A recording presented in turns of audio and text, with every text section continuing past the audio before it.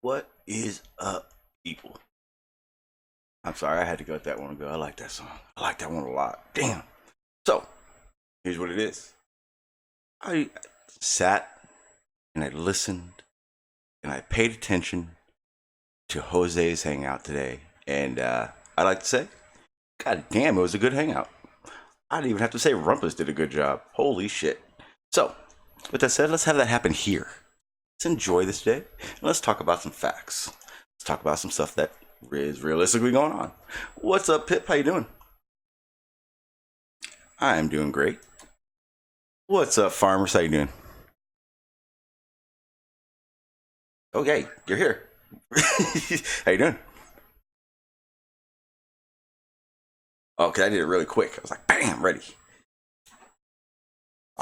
There he is, my buddy Glemm. What's up, Glemm? How you doing, buddy? I'm doing good. Doing real good today. Yeah, yep. I was listening. Like I said, I was listening to Jose's, and it, yeah, you guys. I mean, I honestly thought it was gonna be. I woke up around like a couple hours ago, and I was like, yeah, let's see what's going on. Turned it on, and I was like, oh shit. Saw who was on the panel. I'm like, this is gonna be fun. And you guys just talked the whole time, and it was wonderful. I enjoyed it.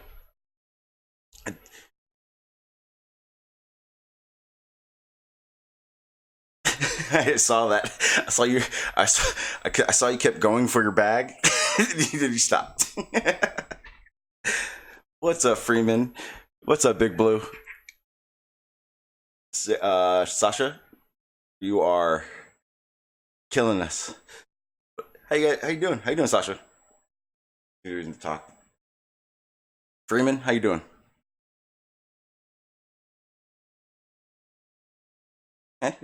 Big Blue. Not much. Today's a great fucking day. Not a good day, a great fucking day. One of your mods is Yeah, pissed at you. I don't care about that. I don't care at all. I'm a grown damn man and I don't have time for that shit. I'm here to enjoy this day. And just so everyone knows, the panel is unmuted. I keep forgetting about the lag, so I'm like, oh, it's fixed. Everyone should hear it. No, they don't. So, saw you guys were doing a little talking about. Really? Do I gotta do it that early? You know what?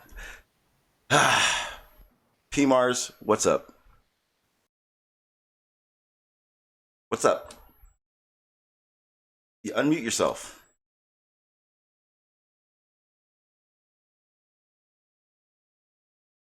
Not gonna unmute yourself? You did all that work. Go ahead. What do you got to say? What's up, Druss? Okay, yeah. Congratulations. We know who you are. Now what? Oh, you didn't plan. Hey, you didn't. You didn't plan. Hey, you didn't plan this far ahead, huh? P Bar just states he has nothing to say. Wow, it's a first. Hey P, yeah, all right, that's true. How about you just sit there quietly and not say anything derogatory, and maybe this may work out. No, you're not allowed to be here. No one can hear you. They don't even know it's you. So are you gonna do this for the rest of the stream?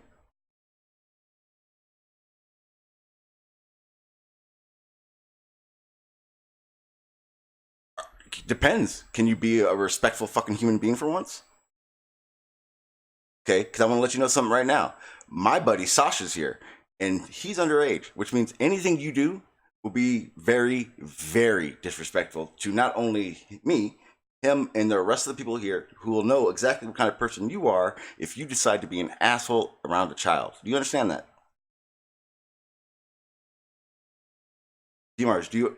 Okay, I'm serious as fuck, D-Mars, and I'm not joking because you do know. We both know. Wait, hang on. Let me mute my mic. Hang on. Hang on, people. I'll be right back.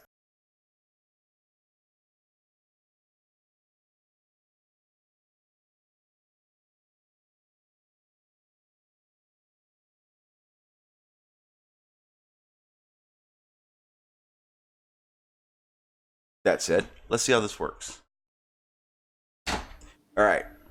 So, like I said, I'm having a really good fucking day. So, no Well, one's gonna mess You it up. must be in a you must be in a great mood if you're letting P Mars on. We're gonna see. That's rare. We're gonna see how this works out. Yeah, well, I'm not obligated by nothing anymore, and I'm gonna make that very clear. P Mars, this is your chance, so don't fuck it up.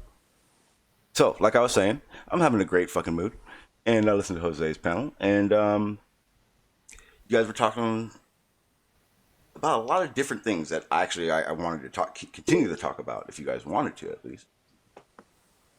Yeah, sure. Okay, so a lot of the things that I was hearing about, I heard a lot of stuff about AI, saw a lot of stuff about how the theory's working out, and I saw that Glemm had brought some stuff up, and luckily nothing had went to shit. So, let's continue. What were you guys talking about? Wasn't it bending a light or something? Mm-hmm. There was a lot of stuff we spoke about, Shawn. Be a bit more specific, please. Yeah, I remember now. I want everything you guys were talking about there talked about here. All right, no, I'm just kidding. I'm hey, messing around. Just kidding. Calm down, relax, breathe. But I didn't want to. Yes. And the same to you. And that actually is perfect. So I messaged Riley, and I told Riley, hey, it's a force. I have citations. Don't be a bitch. Bring your ass on my panel. And guess what? He won't show up, of course. I'll show you guys what. Did I show this to you guys yesterday? He's probably lurking now. Oh, he definitely is. Because he does that. I wouldn't worry. You got a Glemm on the panel. Yeah, of course. I got my own Riley here.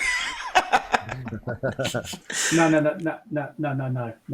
I'm sorry. Whatever I might think of Glemm, Riley is 100,000 million times worse. Because Riley doesn't know his arse from his elbow. Yeah, That's very true. you've got light years between the both of you. He's a wordsman, though.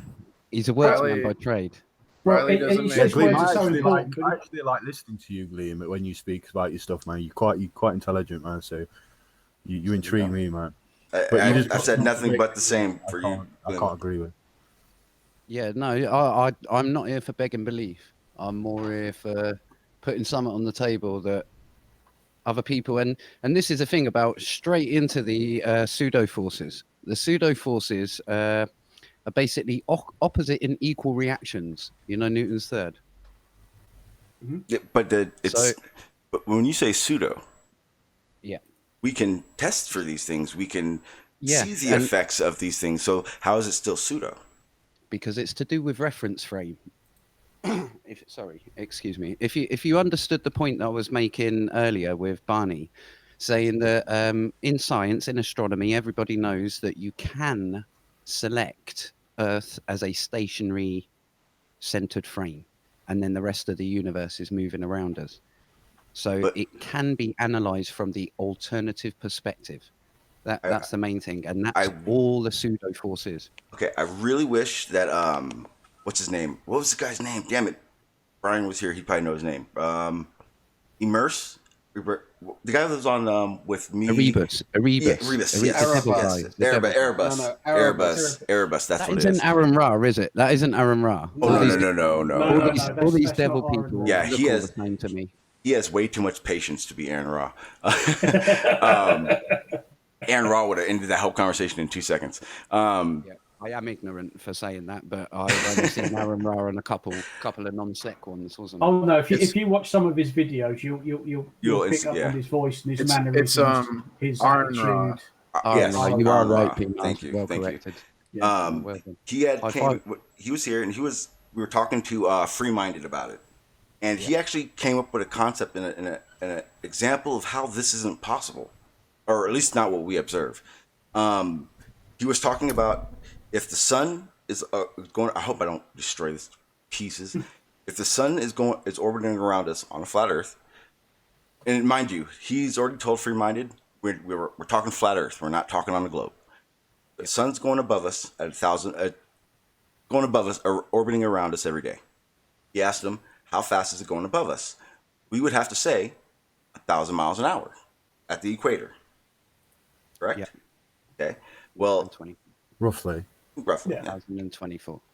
Well, if If that's the case, okay, then what does the moon do with that?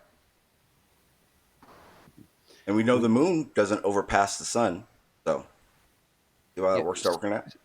Steve Torrance has modeled all of this, and with miles per hour, and with degrees, angle, location, size, everything. Well, the main thing of that, the main crux of this whole exercise was the fact that it would only work if we were moving. No. Are you sure? Because that would mean that everything outside of the sun and the moon would have to be kicking ass around at a much higher speed than what we observe.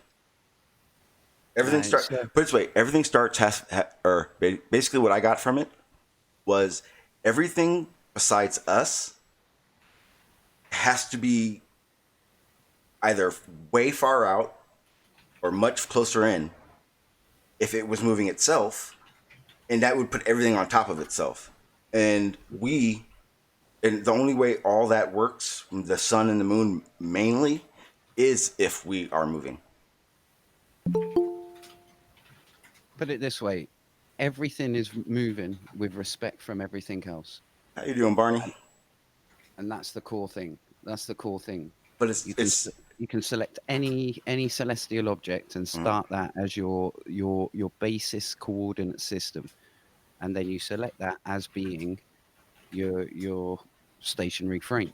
Okay. And well, then every other object in the whole sky, no matter where it is, every star is, even if it's just fractionally, is slightly moving either away, left, right, up, down, towards. But it would have to do it at 10 times the speed if we're stationary. I would have to look at that. Sorry. I would have to look at that, into that further to understand it properly, because I'm picturing it, and I think I get what you mean, but I don't understand how it could.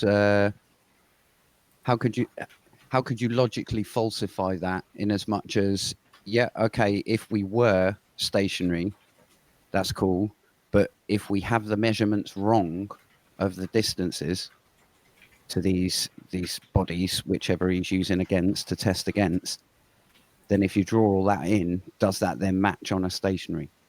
Because there are multiple counter arguments that I could put on the table for anyone basically saying, yeah, it's stationary or spinning. But there was evidence for both. Well, yeah. What doesn't our reference frame doing the 1,000 miles at the equator? Isn't that reference frame what adds up correctly? Then I mean, doesn't it work? Well, this was the thing that was asked. It says, how fast does the sun move on a flat Earth? And if you calculate it, if you put a circle down, just do a basic circle, and you section off the tropics, and you understand how much it would have to be over the Capricorn, over Cancer, there would have to be an increase. Albeit from our reference frame, we're seeing it as, oh, that's a day. That's a 12-hour day, or whatever it is. From the reference, it'd probably be easier to do the what do you call it? The solar noon. Do a full day. It's the basic parallax. It's the basic parallax thing. If you have two cars, one of them's 100 meters and traveling at 10 miles an hour, and then you have another car which is 300-400 meters but is traveling twice as fast, they both appear to be going at the same distance. Mm-hmm. Yeah, okay, so they were. Their angular velocity relative to you would be the same. Exactly that. That is the correct terminology, definitely. And now, does that? Okay, same cars. Does that change if our reference is then moving? If we're moving? See, that's the bit I'm not getting, because if you're analyzing those cars, you've already selected the reference frame, which is you.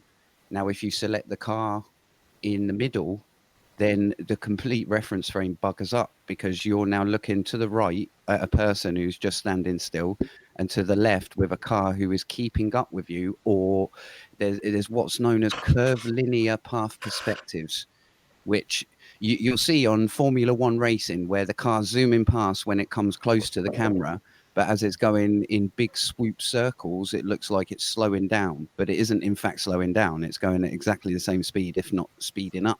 Yeah, that's yeah. Okay, I get that. It's 100%. Yeah, It's perspective. like Yeah, it's like an illusion thing. yeah, It's like an yeah. illusion But thing. that same car, 2 miles away from you, is going slower. But if it's going the same speed, yeah. Yeah, but the whole thing about how the sun changes speed, because obviously that's unbelievable. If you just say, yeah, it powers itself up and Well, then it would have down and to. then up, then down and up and down, and that's But wouldn't it? non-conservation of energy, is it? Yeah, and it would have to do that though on a flat Earth. Yeah, exactly. And there is a perfect explanation to it, which actually interlinks with the whole electric thing.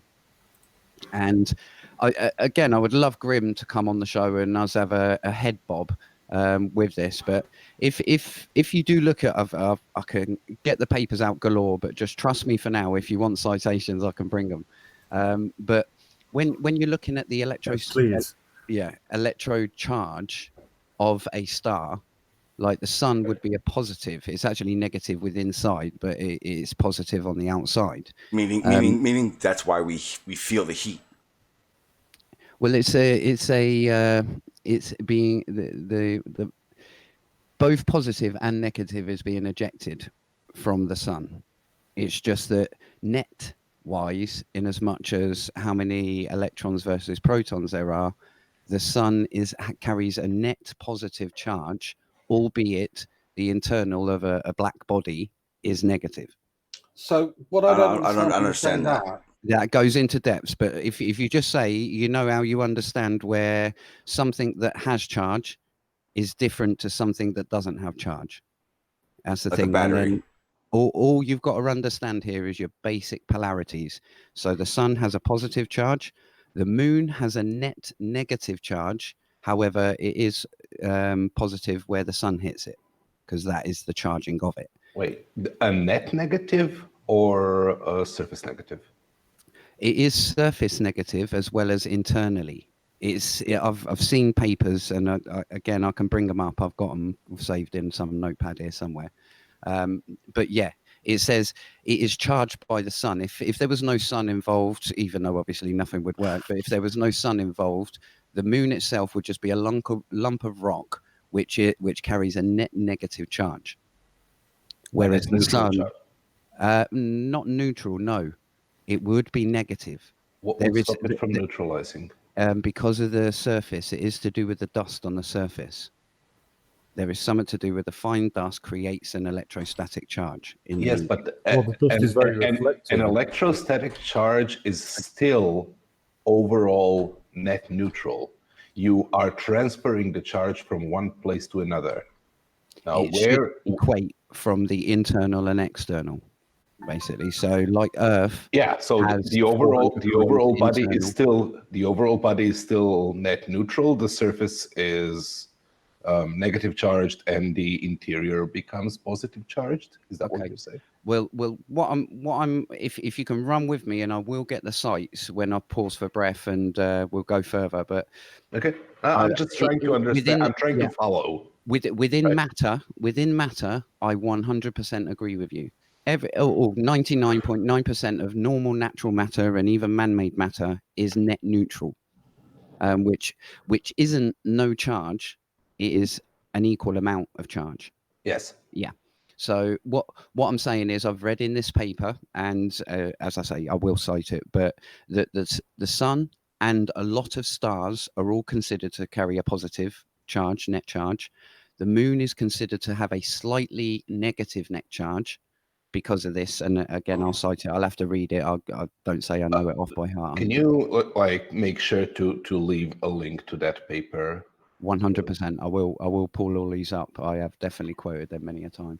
But either way, so if you imagine the system of the Earth, Moon, and Sun, so you have a positive, and you've got to come into flat Earth terms.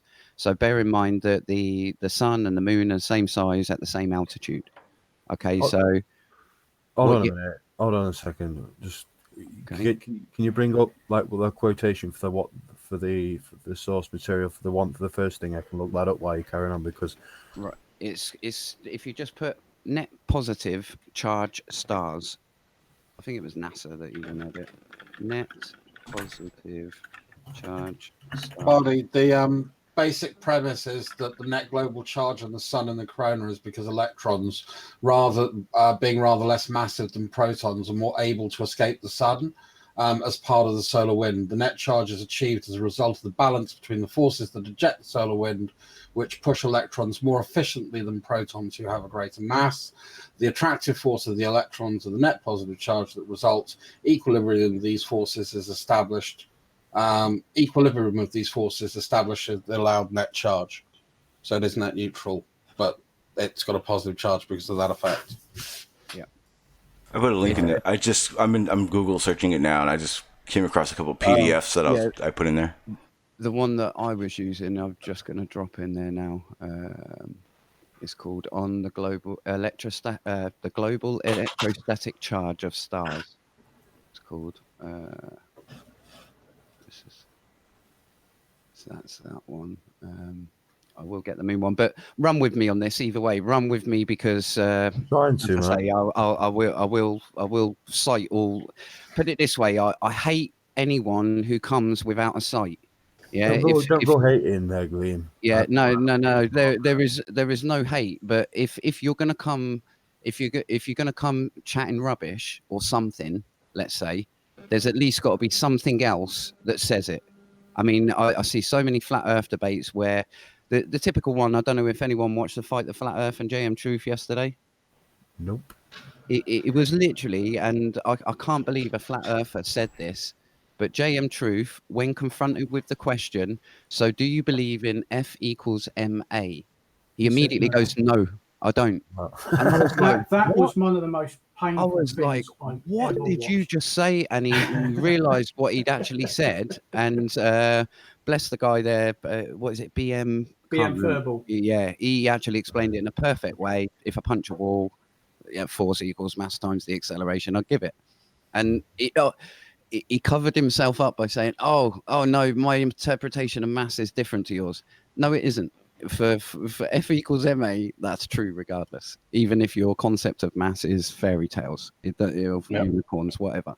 F equals ma still stands, and that's what I don't get. Thank you. Like, people are disagreeing for the sake of disagreeing, and it's where I stand is whatever I tell you or whatever I say, there is something that I've seen and that I've saved, or I wouldn't be citing it, because seriously, I'm not one for chatting shit. That was just a waste of argument, waste of debate. Me too. I'm sick of hearing people's opinions. Like, whenever I talk, I like try to cite a source or reference a book or something, right? It's exactly that, Pete Marks. But anyway, run with me on the analogy, and and then leave me in peace for 5 minutes to have a little bit of coffee and gather your thoughts and ask some questions. Cool, but if you imagine sun net charge is positive, moon net charge is negative, the Earth itself carries a net negative charge, albeit neutralized by its positive field, which is exactly what sorry, it was Barney, wasn't it? Just said earlier. So it's considered net neutral if you consider the Earth as physical matter plus the field, the positive field attached to it. Now, what you also have is... Wait! Come on! I'm sorry. No, give me a second. What you've just said sounds distinctly like woo and word salad. The charge is a field. So if something is negatively charged, but it's not negatively charged because it has a positive field, then it's not negatively charged. Then it has a net neutral charge, right? They're mutually inexclusive. The matter has a charge and it has a field, and that field is equal to the negative charge. The charge of the matter is a field. You cannot. Those are not two separate entities that counteract each other. No. Something cannot be negative and have a positive field. The point I was getting at is the surface of Earth is the neutral point. Okay. And everything above there is the positive field. Everything below there is the negative field. So if you just run with me on this. Fair enough. Yeah, if you just run with me on this. Let's say snow globe type model, where the snow globe is not a physical glass dome. What it actually is the magnetosphere. or magnets, or a combination of the electrostatic, the magnetosphere, the Van Allen belts, and all the phase changes between, all in between. So how I see it is the land on Earth. So put it this way: if it was all in equilibrium, the sun and the moon wouldn't move. Now the reason why they do move is due to their charge versus, and they're obviously levitating through electrostatics in this model. If you subscribe to that, you've obviously seen quantum locking and whatnot. I've heard the flat Earth model explained. Wait, isn't I've seen this quantum locking, and I've also been told that it's just a parlor trick. It's just to do with cold and increase in the magnetic flux. So it's super magnetism. That's all how I understand it. It's just enhancing that flux field, or flux ratio, should I say. And then, all right, let's roll with the system then. Yeah. So if you exactly that, a lot of flat earthers do use that quantum lock-in, although it's not kind of that, because that is actually forced and it has to be on a metal track and this, that, and the other. So either way, the metal track in this case would be Earth, as in what? land. Okay. Yeah, as in land and sea. Now, if you look at the land of having a zero potential, but below the surface of the land carrying a net potential, okay, then the sea, salt water, should, in motion, should carry a net positive charge, whereas fresh water would carry more of a net neutral charge, and that's why tides can be explained in that way, of just polarity, the moon either pulling, pushing, as well as the sun pushing, pulling.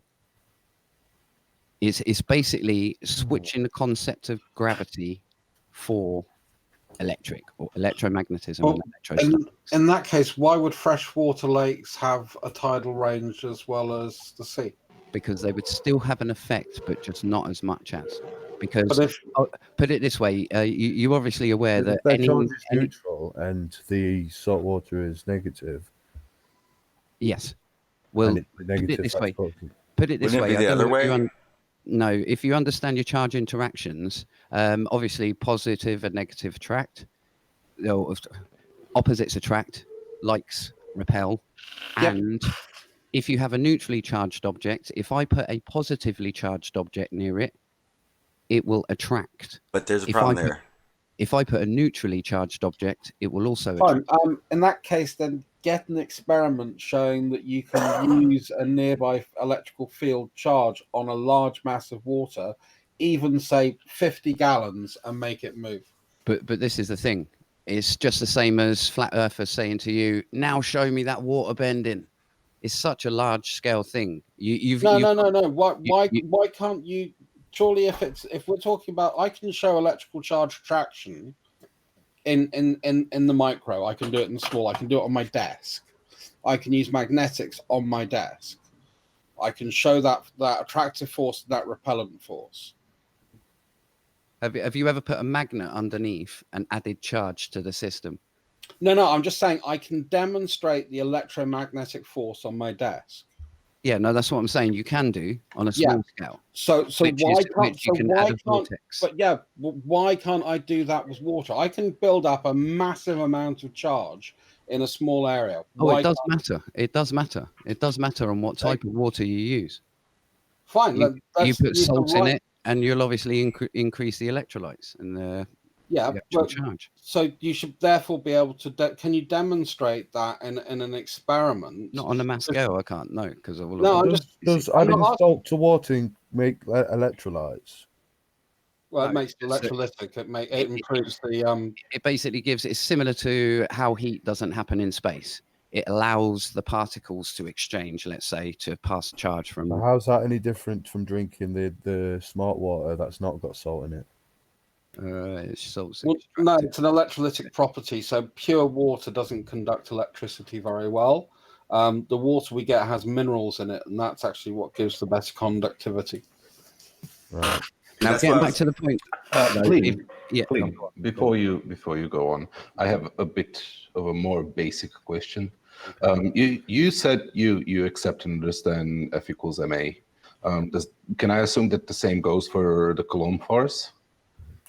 Yes, but again, this Okay, is so right. if you take F equals ma and you take the formula for the Coulomb force, you can calculate what the effective charge disparity, what the static charge of these bodies should be to get the accelerations that we perceive, right?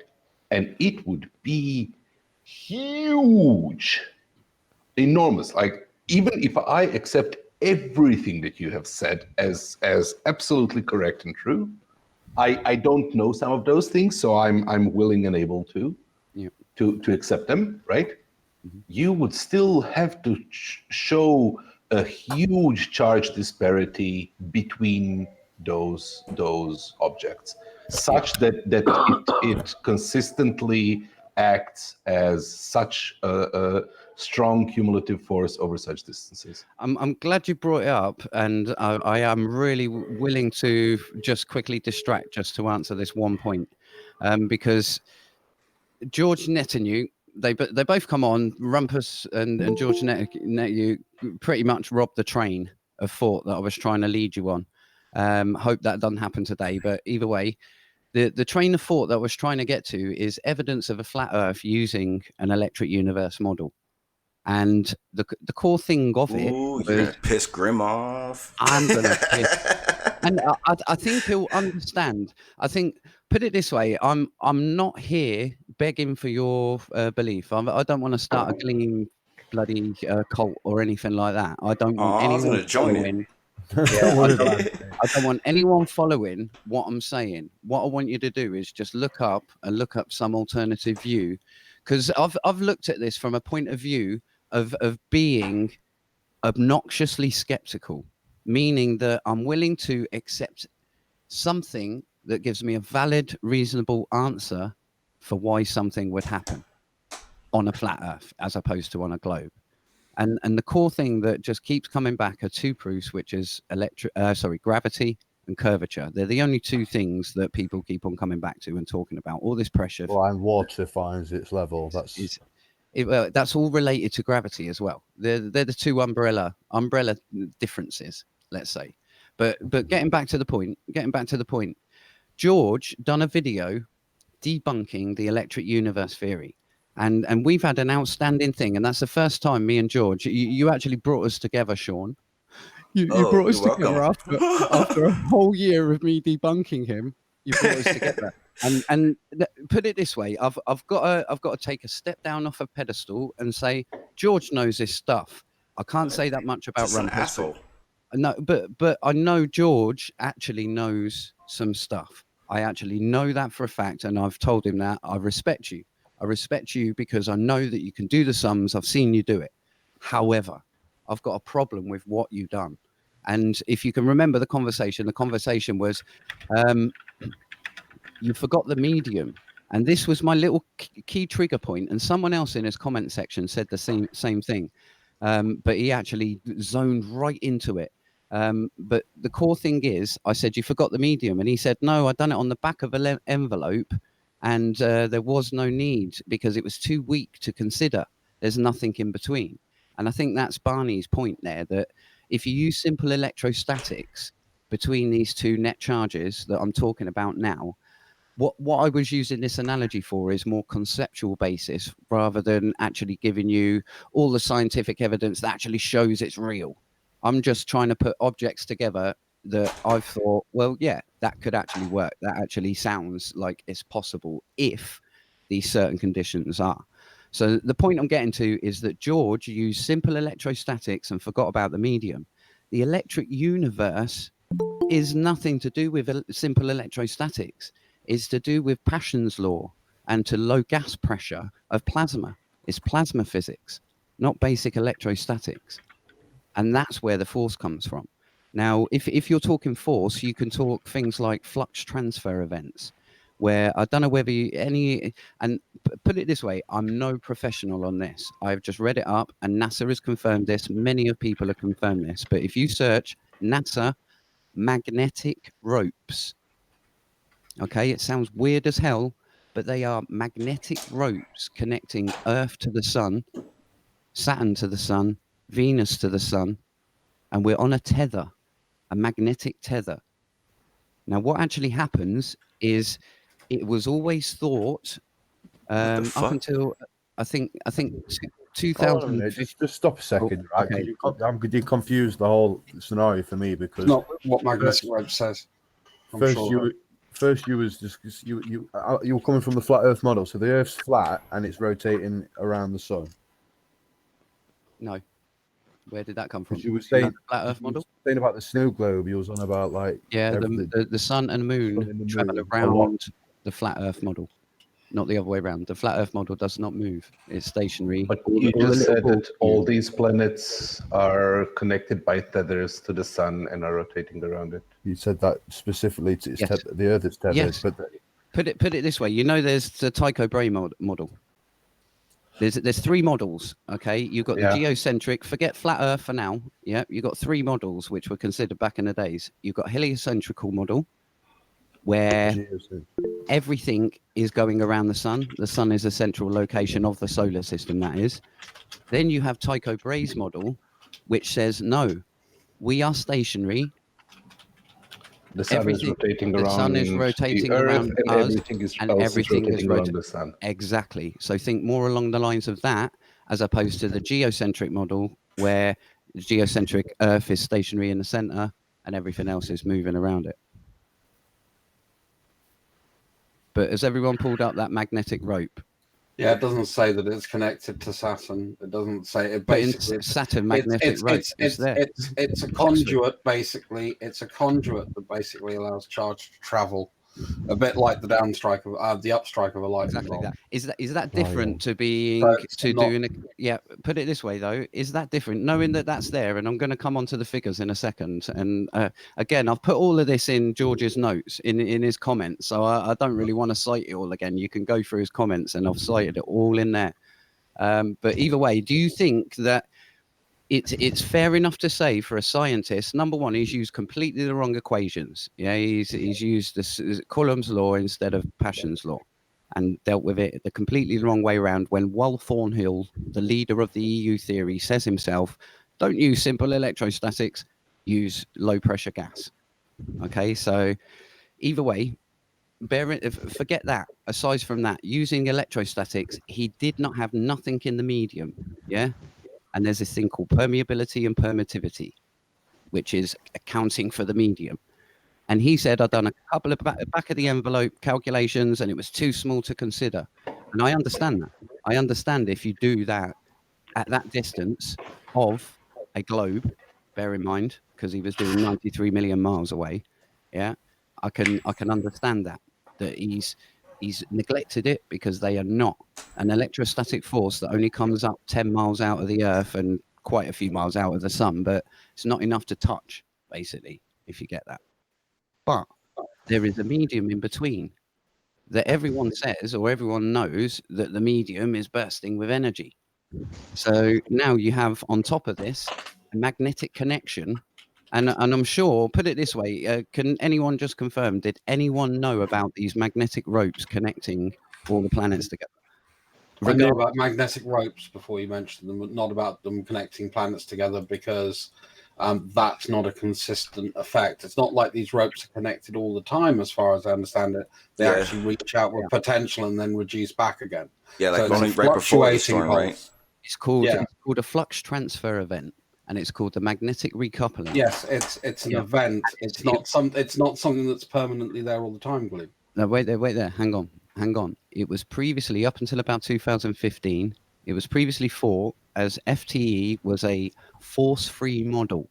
And you can search this up, flux transfer event, force-free model. And they have recently considered the option in 2016 that no, these do carry an actual massive charge. And we're not denying they don't carry a charge, Glemm. What I'm saying is you haven't let me finish. You haven't let me finish. Okay. And I'm sure even NASA done a little page on this, and they said by the time you scroll to this page, the bottom of this page, it would have happened again. I'm on UCL, mate. It's saying that it happens every 60 seconds or so. And there is a charge transfer of 200,000 volts between the sun and Earth. Between the sun and Earth. Not every 60 Wait, seconds. how many volts? Only 200,000, which is half what is present in the atmosphere on Earth. That's tiny. Yes. Nothing. However, put it this way. What you're not getting is that there is a force there. There is something there. Yeah. And on top of him not even using the right equations, yeah, there is something there. And that's what I pointed out to you. You're forgetting the medium in between. And it's exactly that. It's this exact neglect of saying, yeah, okay, the medium will be so small, like space is a void, so we can treat it as a complete vacuum. That is that things that have missed the slightest thing, like vacuum energy. And then you've had to bring it back in and account for it, or it doesn't work on a large scale. So either way, getting back to the whole point, the mechanism that could speed up the sun and slow the sun down is the distribution of land versus sea on the flat Earth model. If you look down at azimuth equidistant map, you'll understand that 70% of the south is water, salt water, and it's like 70% of the north is land. So they're opposite. Now, you've got this snow globe, which is the magnetosphere, keeping them from flying off. So they're applying and using that as the repulsion mechanism from tropic to tropic. Yeah, but you've got an external electron source. Meaning Pascal's law. Which will be within the medium, within the dome.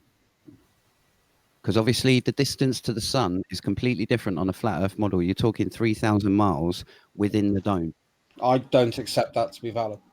Well, no, that's cool. You don't, because you're a globe Earther, and that's the point of this exercise. It's a thought experiment into... Yeah, no, it's a very good thought. It's a very good thought, but you have to throw out all the hundreds and hundreds and hundreds of years of studies. And well, that takes me perfectly to the next. The worst thing is you actually have to throw out all the observations that would support any of his conclusions to draw upon the magnetic ropes that are traveling through space in the first place, which kind of really means that I don't understand your point. If you're going to throw out, the baby with the bathwater, you're still throwing out the bathwater. Yeah. Now, this is the point. This is my ultimate crux of all cruxes, and I am bored, or I am boring to hear. I know that, but this is my crux of all crux of how this can all happen, and how can the maths not be right, and how I can see it is let me just come from a completely total skeptical point of view. And from a defensive flat earther point of view, because that's what you want, isn't it? At the end of the day, No, I don't want anything. I asked you a fair and valid question. Yeah. No, to engage in discussion. If I come from that point of view, I'm just saying I'm not a flat earther, but I'm not saying you are. Yeah. Put it. I would rather you not. Would rather you not defend yourself like the. No, but it's more defend what you believe. Don't defend what you don't believe, because otherwise it's pointless. If you're not a flat earther, don't defend the flat Earth, because the problem you've got is you're now trying to introduce a whole load of stuff like a dome and and something. That is there. You can search Earth's invisible shield, NASA. They call the magnetosphere the Earth's invisible shield. Yeah, that's of course they do. That's totally different. Exactly. So if you apply analogy, route. What do you think they're talking about when they say that? It's more going down there is a scientific thing that is there that flat earthers back in the days could have said, dude, that's a dome. Because I can see little tumors in it or something or whatever. You know what I mean? Whatever they made up, there's a dome. So and then they find out. If you want to rename the magnetosphere so that we call it dome, or say that you call it dome, I'm perfectly fine with that. There is a problem if you say that it is something that it's not, that it has the shape that it doesn't have, that it has a behavior that it doesn't have, right? And then say, well, these things are marginally in alignment enough that I can say that one is the other. This not this how is it works. this is where I believe, but I have no calculations, evidence, or anything. I've got basic back of the envelopes, George Yeah, calculation. okay, fair enough.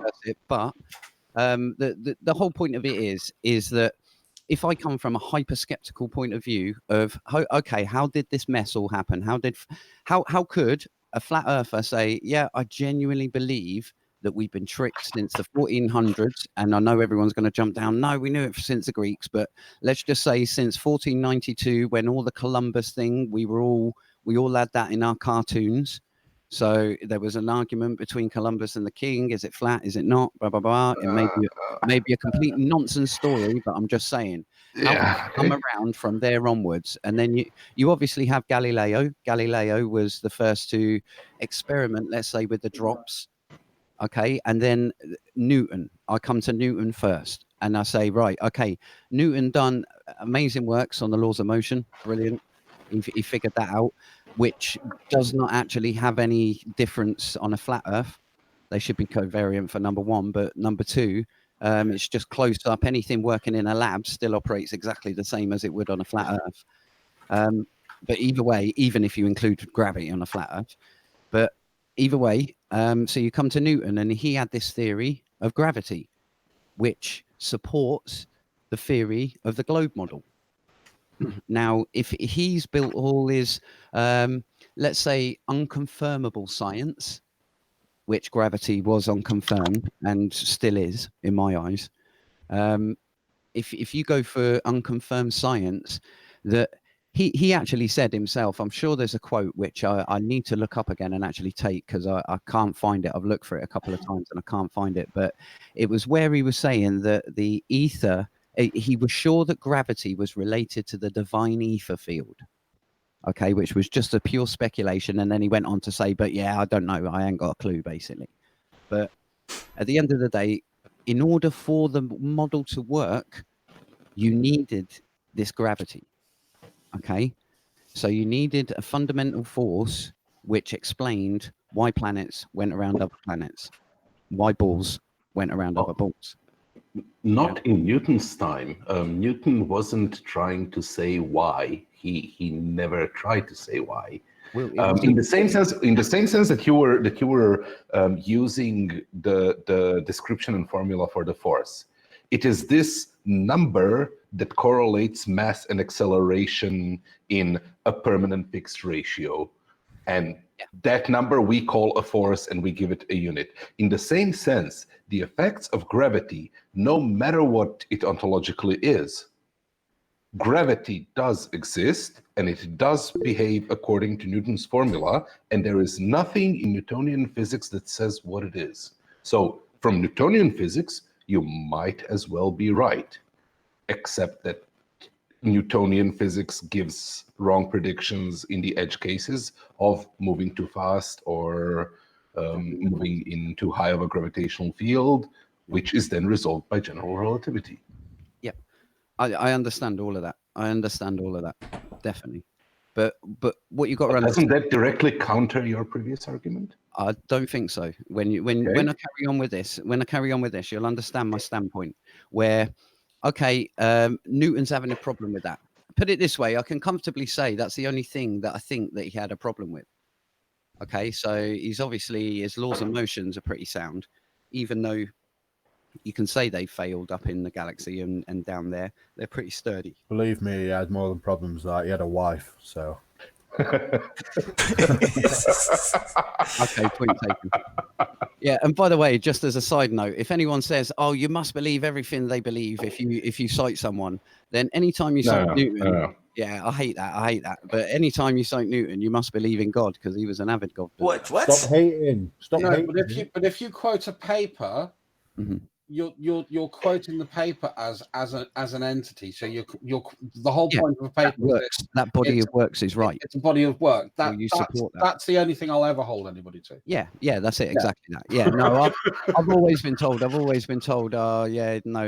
you support, put it this way, it's a globe earther's easy tactic way out. When I question them on the big GRC prob, is literally, oh, so you admit that spheres are real then, and everything's real, and it's a globe. because you're using globe Earth. The equivalent I'll use, and you can use this for your own, Glemm, because I suspect you'll like it. Stating that if I hold to a conclusion from a paper means I've got to believe everything they believe is a bit like saying, for fuck's sake, why don't the trains run on time? Oh, so you support Hitler then? Okay, yeah, that and I thought that worked. Okay, so either way, back to Newton. So Newton's said, no, yep, gravity needs to be there, and it needs to obviously take place in order to explain how his orbits worked. But as I understand it, they were almost perfect circular, and then what came along was the more elliptical relativity, pushed out that slight fraction, which or explained that slight fraction being out through the perihelion of Mercury behind the sun. Now, you come up to so his idea was that it was a action at a distance force, and this is the this is relativity in my eyes. This is the core fundamental thing about what relativity is all about, is that the two differences is that Newton's had a medium, which was the ether, interconnecting the sun and earth.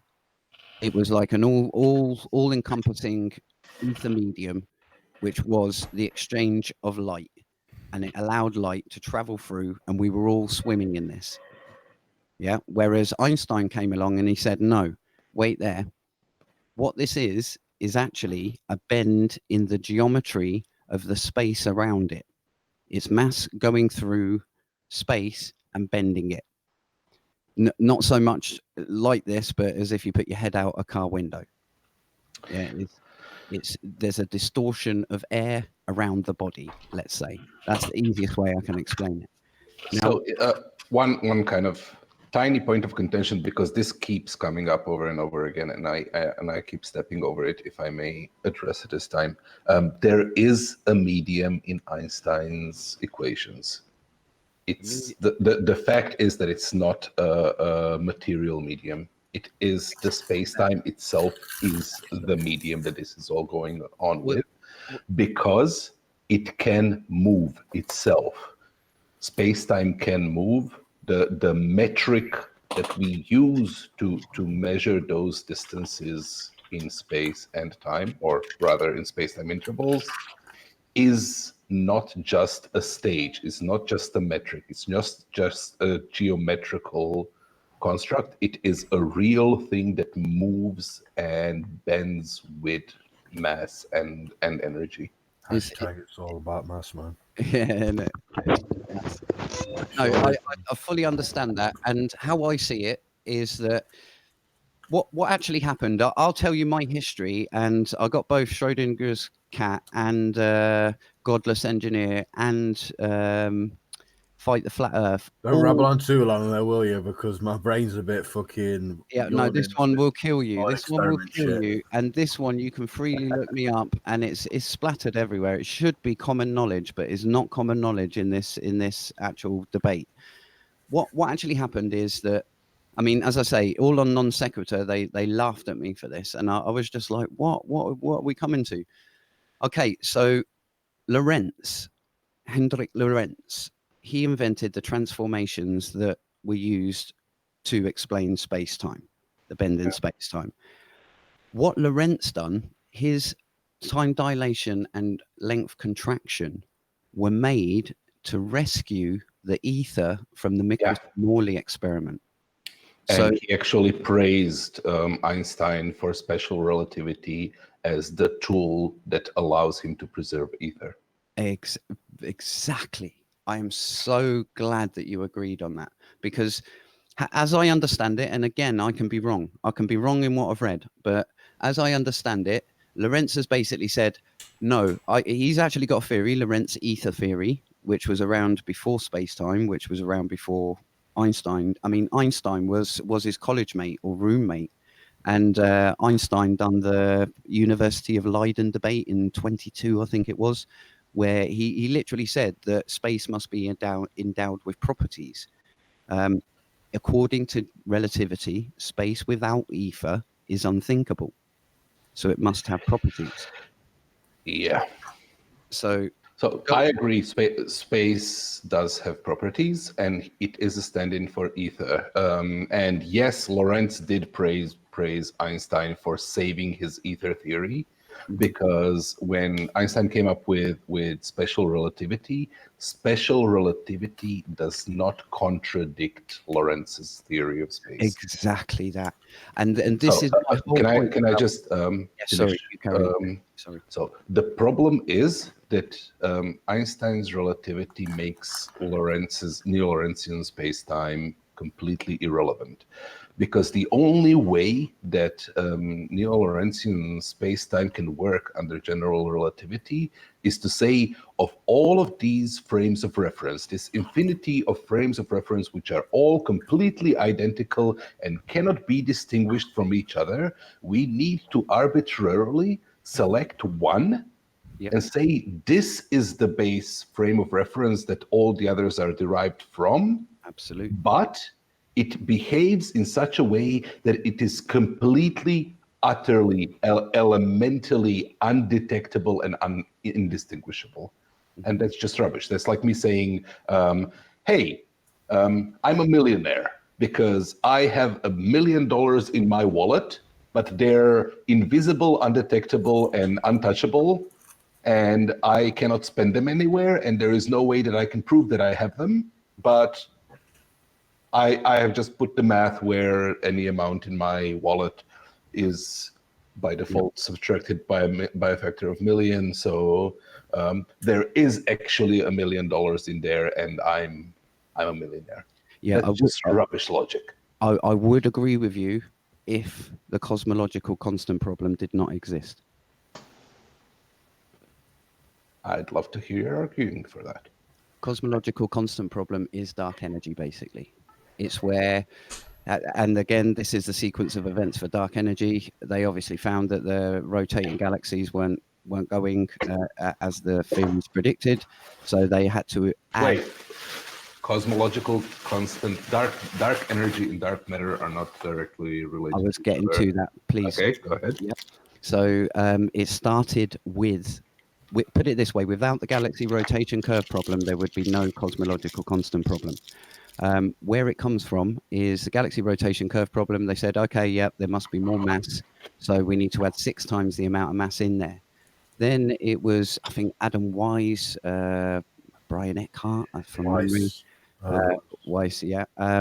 They've basically said, okay, based on the age of the universe, we need to now backtrack and reverse extrapolate, let's say, exactly how much energy there would need to be endowed in space for the total energy of all this matter that we can see, plus all this dark matter that we can't see, and blowing up into the dimensions that we think it's now.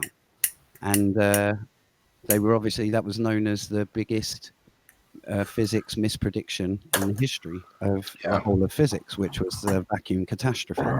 Can I just interject a minute? Couldn't all this electric universe stuff and what you're talking about be just as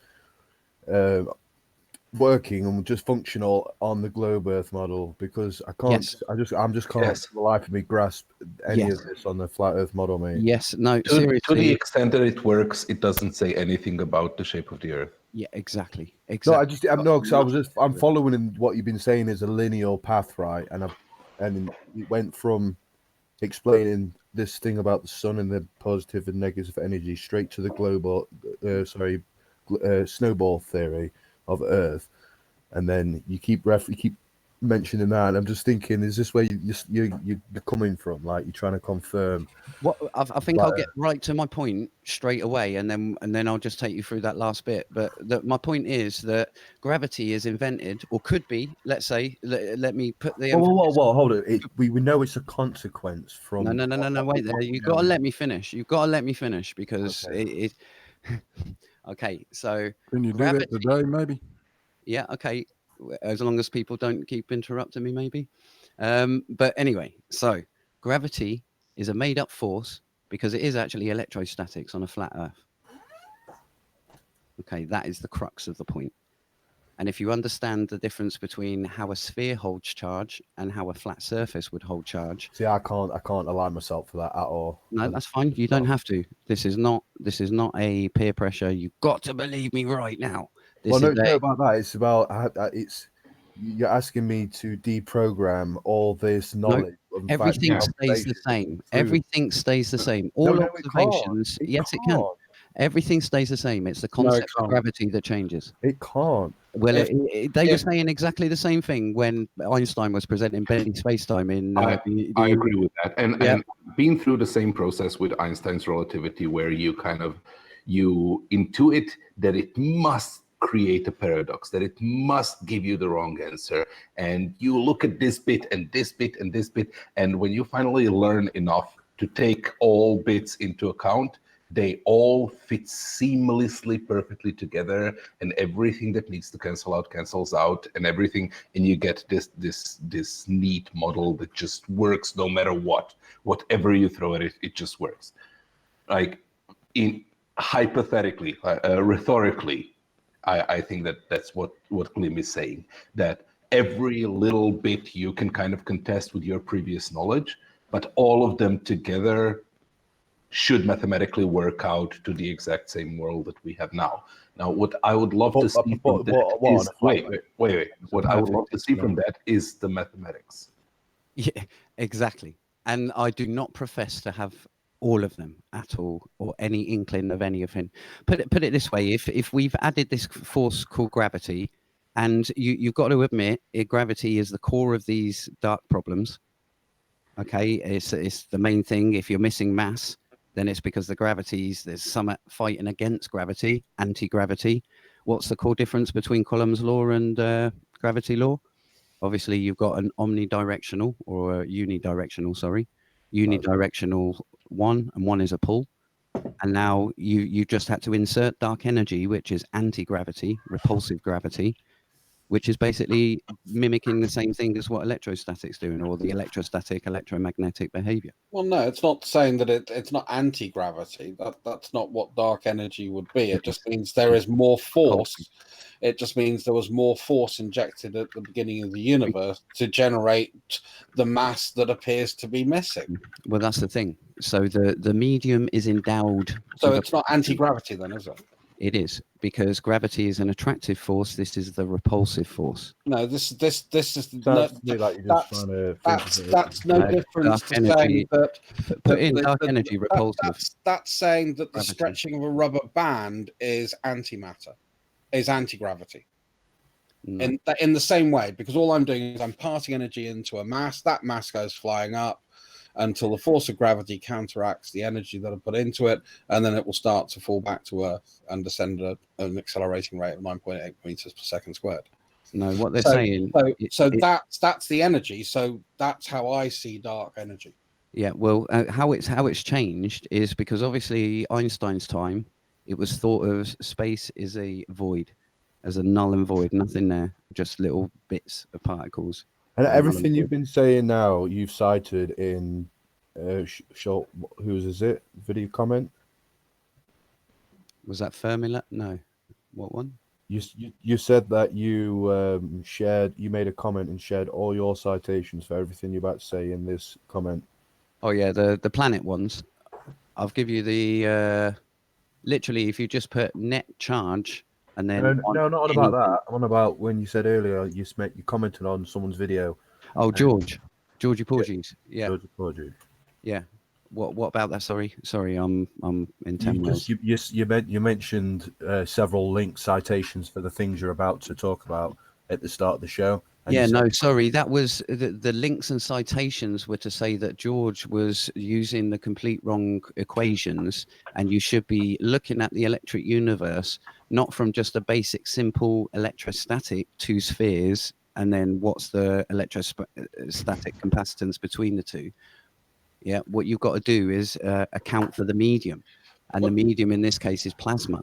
And plasma is on this magnetic coupling that I'm just talking about, and it all interlinks to say that. So what you're in layman's terms, what you're saying is the universe is basically what we see on a microscopic level is how atoms react. And that's basically the connection Is it on a giant on a larger scale? Yeah, no, you got it actually right, because if you look at how matter is formed and stuff, you get the likes of the chemical bond, which is That's an old theory, man. What, the chemical bond? Yeah, that's the universe, this large scale universe being an imitation of what we see on a microscopic scale. Oh no, I don't know what you're on about there. It's talking about fractal view universe. Oh Yeah, yeah. No, I'm not on about that. No. Oh, I'm on about those. Put it this way: from a flat Earth electrostatic Earth point of dome type snow globe view, those stars are not stars. They are crosses in these ropes I'm talking about. They are nodes, what's known as nodes, electromagnetic change nodes. And I could go into the likes of, if has anyone seen supercrystalline plasma lattices, which is super solid basically. Super fluid, super solid, but I don't even want to go into that. I just want to get the basics of, you've got chemical bond, which is basically the electrostatic attraction between atoms and molecules. Oh, for fuck's sake, man. What the fuck? Sorry, guys. That's how I start. The problem I've got, Glemm, is for Paschen's law to apply, it requires there are no external electron sources. What about internal? What about the... So that's fucking scared the shit out of me that day. That's not supposed to go after the morning. So to apply Paschen's law, and the other problem I've got is that the magnetic ropes that they're talking about in that sort of article that you're referencing, they're not permanently attached to the Earth. They're not permanent flow. These are things that eddy and flow and change due to the magnetic field of the sun itself. As I say, that was another paper citation in George's. He's just done a recent debunk on one of my papers, on the paper that I give him, and he actually says it's the electric universe. Who loads of electric universe theorists think of this, and he's absolutely winging it, because it's I guarantee Grimm hasn't even seen it. That's not what I'm talking about, though. I'm talking about Paschen's law, which are applying. No, that's what I'm saying. Sorry, and when also, in those sites when is showing you it is now a force. It's considered as a force carrier. At every 60 seconds, there's recoupling. No, there's not. That's not what that article said. I'd like you to actually extract that portion of the article to demonstrate it. No, not that article. This is what I'm saying. It was deemed all the way up to, because I think that article's 2008, isn't it, or something like that? No, that's July 2016 was the one I was reading. Oh, okay. The one that I was on about. If you want me to get, and I posted it in the chat as well. The point I was trying to get to is gravity could be mistaken for electrostatics on a flat. I want to go back to Paschen's law. I'm typing in the actual thing while I'm talking to actually get the site. And it requires there are no external electronic sources for Paschen's law to be valid. At the end of the day, how long have you spent looking at the electric universe theory? I know you know Paschen's law, but how long have you spent? I've known Glemm for about 2 or 3 years. Yeah. So have you looked into how they explain? Yeah. We've had quite a few discussions around it. I don't say I understand it totally. I mean, my electrics is not that good. I'll be honest with you. Well, I'll tell you now. Which university is Which university is teaching the electric universe theory? No university is teaching. That's what I thought. Yeah. Case closed. Okay. We'll just follow establishment. That's you. Yeah, that's an appeal to authority. Yeah. It's up to you. But also, what we tend to teach. Is that what you said, Barney? Yes. It is an appeal to authority. So you accept the electric universe? No. You don't need to accept. Oh my God. Do you what are you talking about? I've got a really important question to ask you here, because this refers to something we discussed earlier, Larry. Do you think the trains should arrive on time? I have no idea what you're talking about. It is entirely possible to be right and still commit a fallacy, right? The conclusion that you're trying to make does not follow from the premises and the reasoning which you have applied there. The fact that no university teaches this in no way supports the fact that it is false. But there's nobody I have read stated that they believe in the electric universe. Well, there is multiple engineers that have ploughed in their own money. I think it was $500,000. But don't you think the final say Can I so finish, would be? or are you No, just, not really. well, yeah, Not you really, can, Glenn. yeah, just overtalk them. Did Go you on. tell us the other day that the Earth is flat because it has people on it? No. When did you make that up? You said that the other day. You said the Earth is flat because people are on it. All the other planets No. all You misunderstood the actual analogy. all the other planets are spherical. Why are you coming in here? Why are you doing a rumpus? Listen, what that was to off. do with is to say, look at it from the relative view. People say everything else is a sphere, so why can't we be a sphere? We've got to be a sphere. And I say, no, look at it the relative point of view. Everything else has not got life on it. We've got trillions of forms of life. It's basically saying two petri dishes, one with nothing in it is exactly the same as the one with When's dirty the last time you bacteria. dealt we with a don't petri know. dish? No, there's that's a any life out there. presupposition. We don't No, know that there's no life. Yeah, I know, but we don't know that there is. So that's a presupposition to actually believe something that is not But proven. you said the other day the Earth is flat because it has people No. on it. I said, Yes, look you at did. it from Yes, the you did. alternative perspective. Yes, you did. I did not You put said the that. You stipulation that said the Earth that. was flat. No. You said all the other planets had no life. That's why they're spherical. That is the alternative perspective. Yes. What is wrong with that? Bullshit. Tell me what is Well, wrong. it's because Pure you're making bullshit. you just said you're making a presupposition that there's no Aren't you life out making a there. presupposition that there is life out there to No, say we're not that making we're no not special? presupposition. We're saying Are we that there's special a or not? possibility. I say I Special or not? don't know. We're Please. saying we don't know. Okay, And is Earth at this moment in time, in the current knowledge of science, special or not? well, we don't know.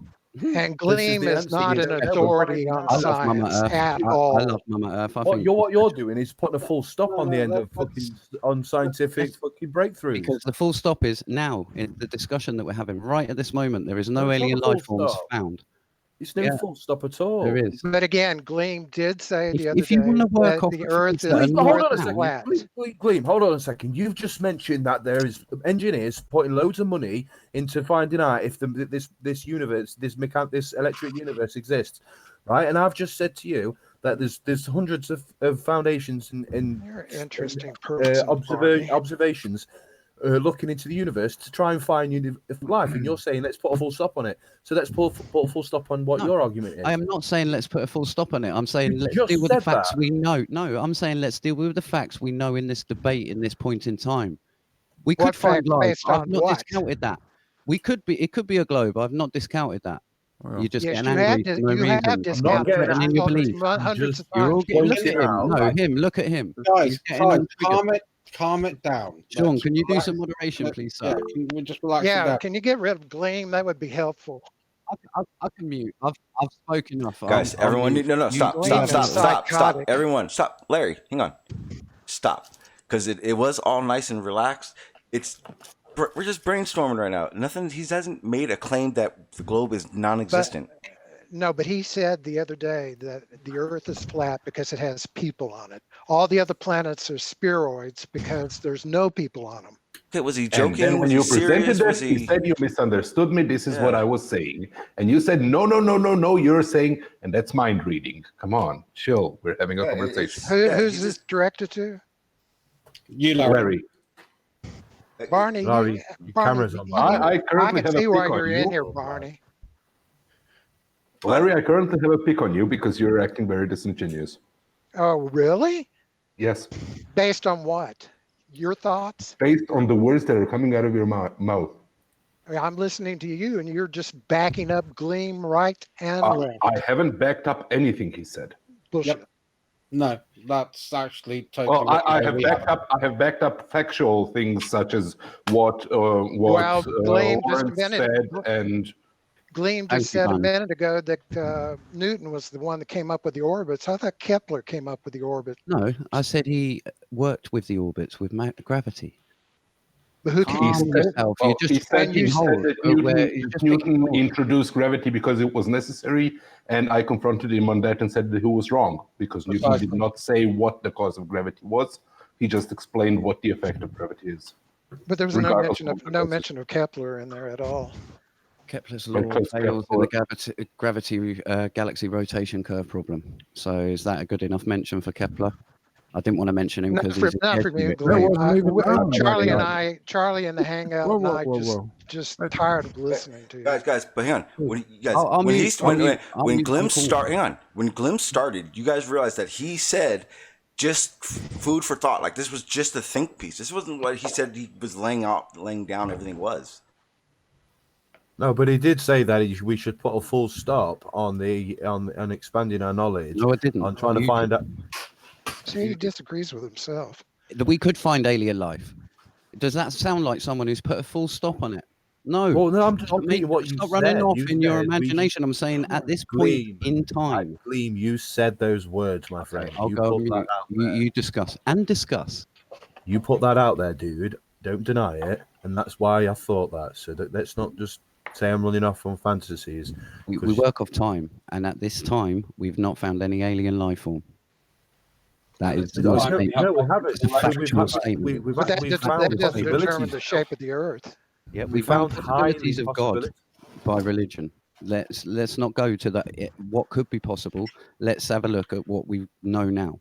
And no, that I'm was just a relative statement. Don't get so defensive. It was a relative statement.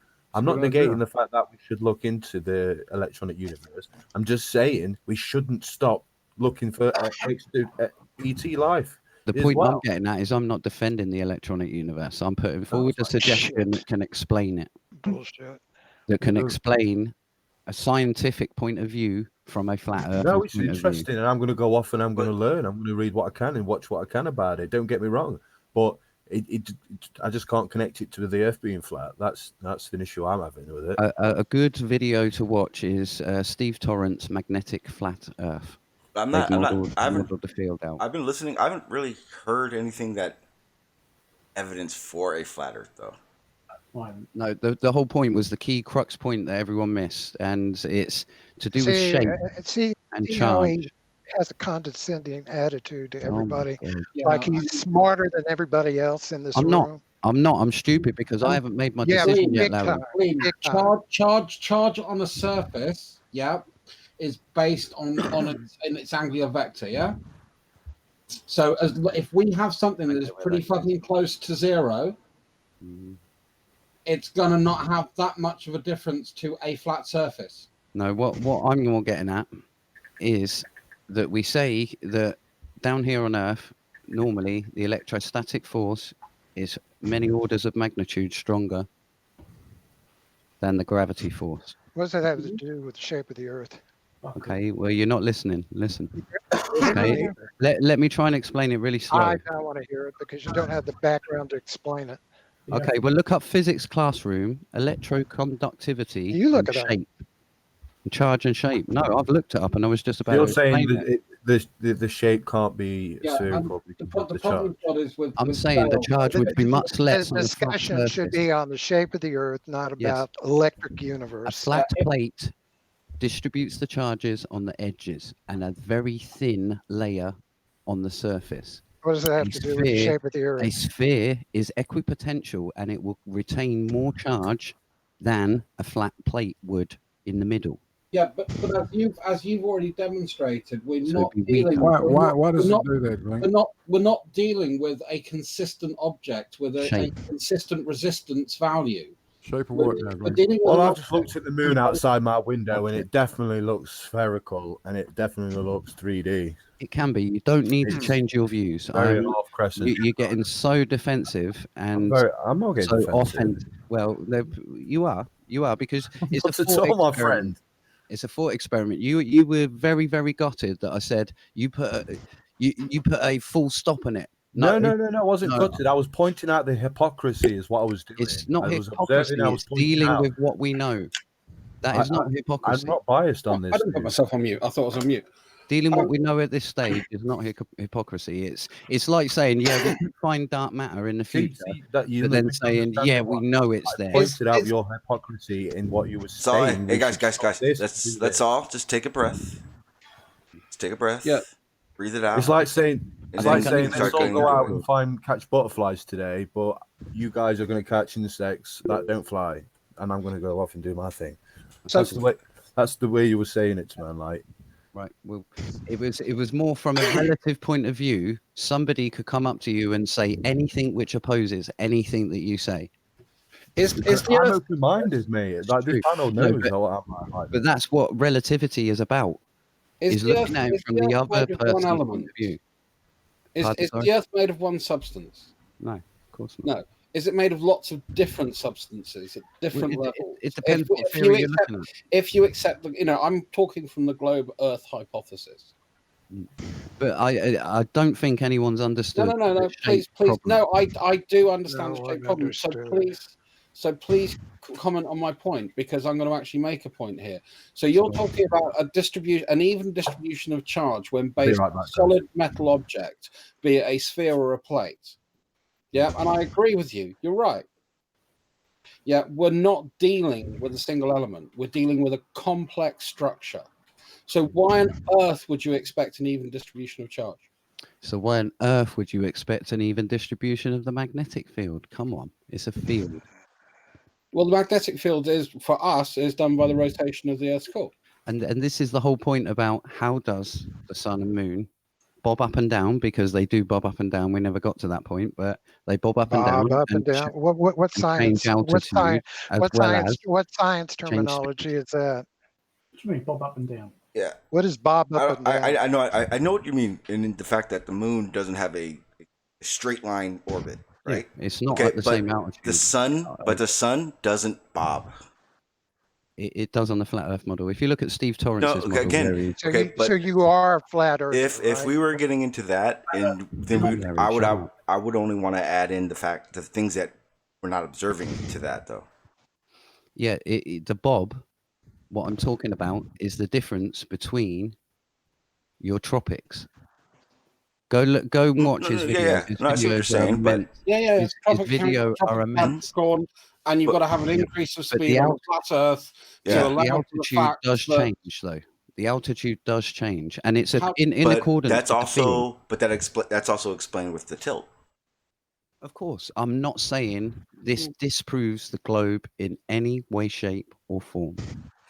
I'm saying this could be an alternative view that you've not discussed. Because for me, for the simple reason that I've worked with communication satellites, and I know how far away they are. So I know they're not on balloons, because we've never had a balloon that's gone 35,000 miles up. No. It ends, and this is another thing.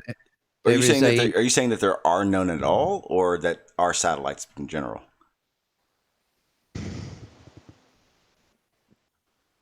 I think it was Druss. Yeah, get him back to the basics. Don't let him wander off on electric universe and so forth. He loves going off topic. Well, he was just ranting. He was fine. I was perfectly fine with it. It's just it doesn't everything. It's obviously salty. You know why he's salty? I'll tell you everything. Everything. No, hang on. No. Yeah, we don't need to do that. Yeah. That's not, I don't care about. That's just the deflection. Yep. Yeah. So wait. So someone just said something about satellites, and who was that? That was I. Okay, you were saying, you meant satellites in general, or satellites on balloons? No, I'm saying specific ones that I've actually had to hook networks. Okay, perfect. Okay, because you know where I come from on that, and I keep correcting everyone, so just so everyone does know. Yeah. Okay. Geostationary communication satellites, which is what oil companies use to hook up rigs. Yes. And that's a job that I used to do. Oh, was that you who said that? It wasn't. But did you ever work with the EOR, the oil recovery? No. No. Okay. No. I was doing work out off Norway for what was Statoil, and I was doing work in places like Nigeria for Shell. Okay. Awesome. Thank you. Anyway, thank you. You just covered exactly what he's salty about. I'm not going to go any further. Damn it, Glemm. We're trying to keep peace. That was so ironic. We're keeping the peace, Glemm. Keeping the peace. Anyway, it's all love. It's all love from my point of view. I just like the discussion and like to extend the discussion, even though nobody does. Okay, I'm ready. I remember where I was at. So we were saying with the sun, the bobbing and the sun, and our tilt and everything. Yeah.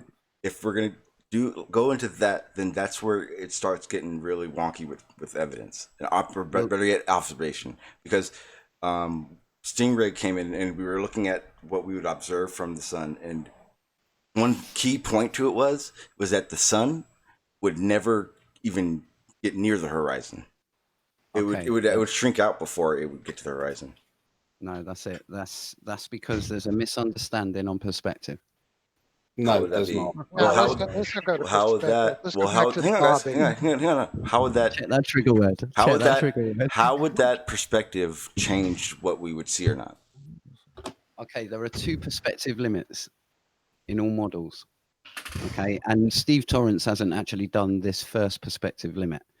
There is a perspective limit of how much you can see of the floor around you in a circle, let's say. Your radius, distance of view, or depth of field. Okay. That, because you're so close to the surface, will only allow you to see a certain angle. And that angle just so happens to be your eye level base, and it's the tangent of your angular resolution of the optical device that you're doing. So it's the height divided by the tangent of the angular resolution, 0.02 for the human eye, but it's in rad.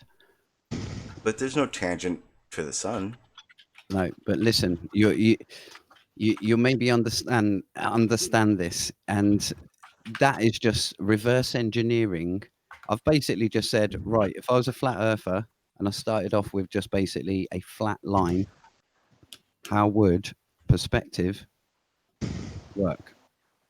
And does everyone agree that you have an apparent rise in floor, an apparent sink in sky, an apparent squishing up of both sides according to your... Which scientific terminology is squishing?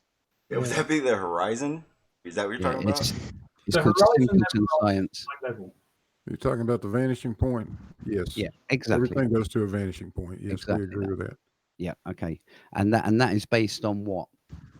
Is it your visual acuity limit, as I understand it? Yeah. Yeah. Okay. So for a human eye, 0.02 degrees, I think in rads, that's 0.00006, something like that. But you put that in, and if you can just do a basic triangle, and instead of, if you do the baseline from your foot, and what we're looking for is the true distance away of where the horizon would be. I have a question. Okay, so this is out of the chat.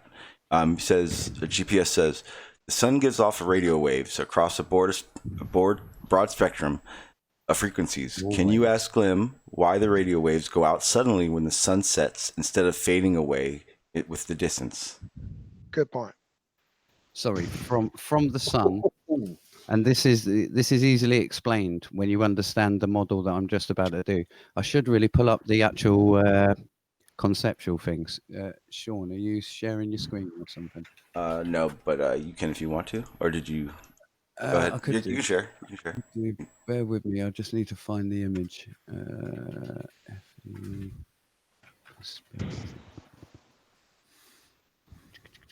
Bear with me because I've got to look at the picture. My FTP site don't let me look at it.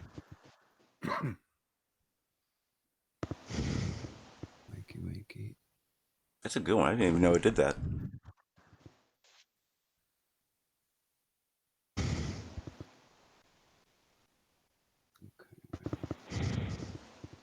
Bear with me, sorry. I've got to share photos. Shawn. Yes. You got P. Mars in the panel? He hasn't said anything. He hasn't disrupted. So as long as he's just doing this, I don't have to change the Hangouts every 5 seconds. I can put the link out there. So right now we're cool. So everyone just let him be. Okay. Right. Yeah. So I'm gonna have to just open up the actual original PowerPoint. Bear with us because I can't find it.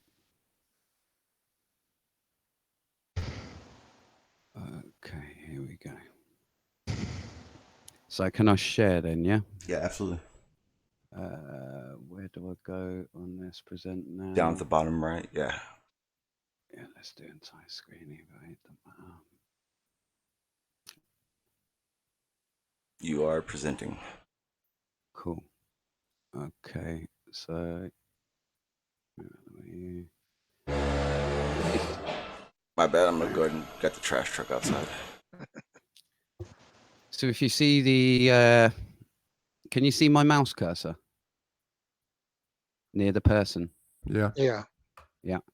Okay, so what you have, and obviously your field of view, you don't see your toes when you're looking perpendicular to the Earth, i.e. 90 degrees in line with it or parallel.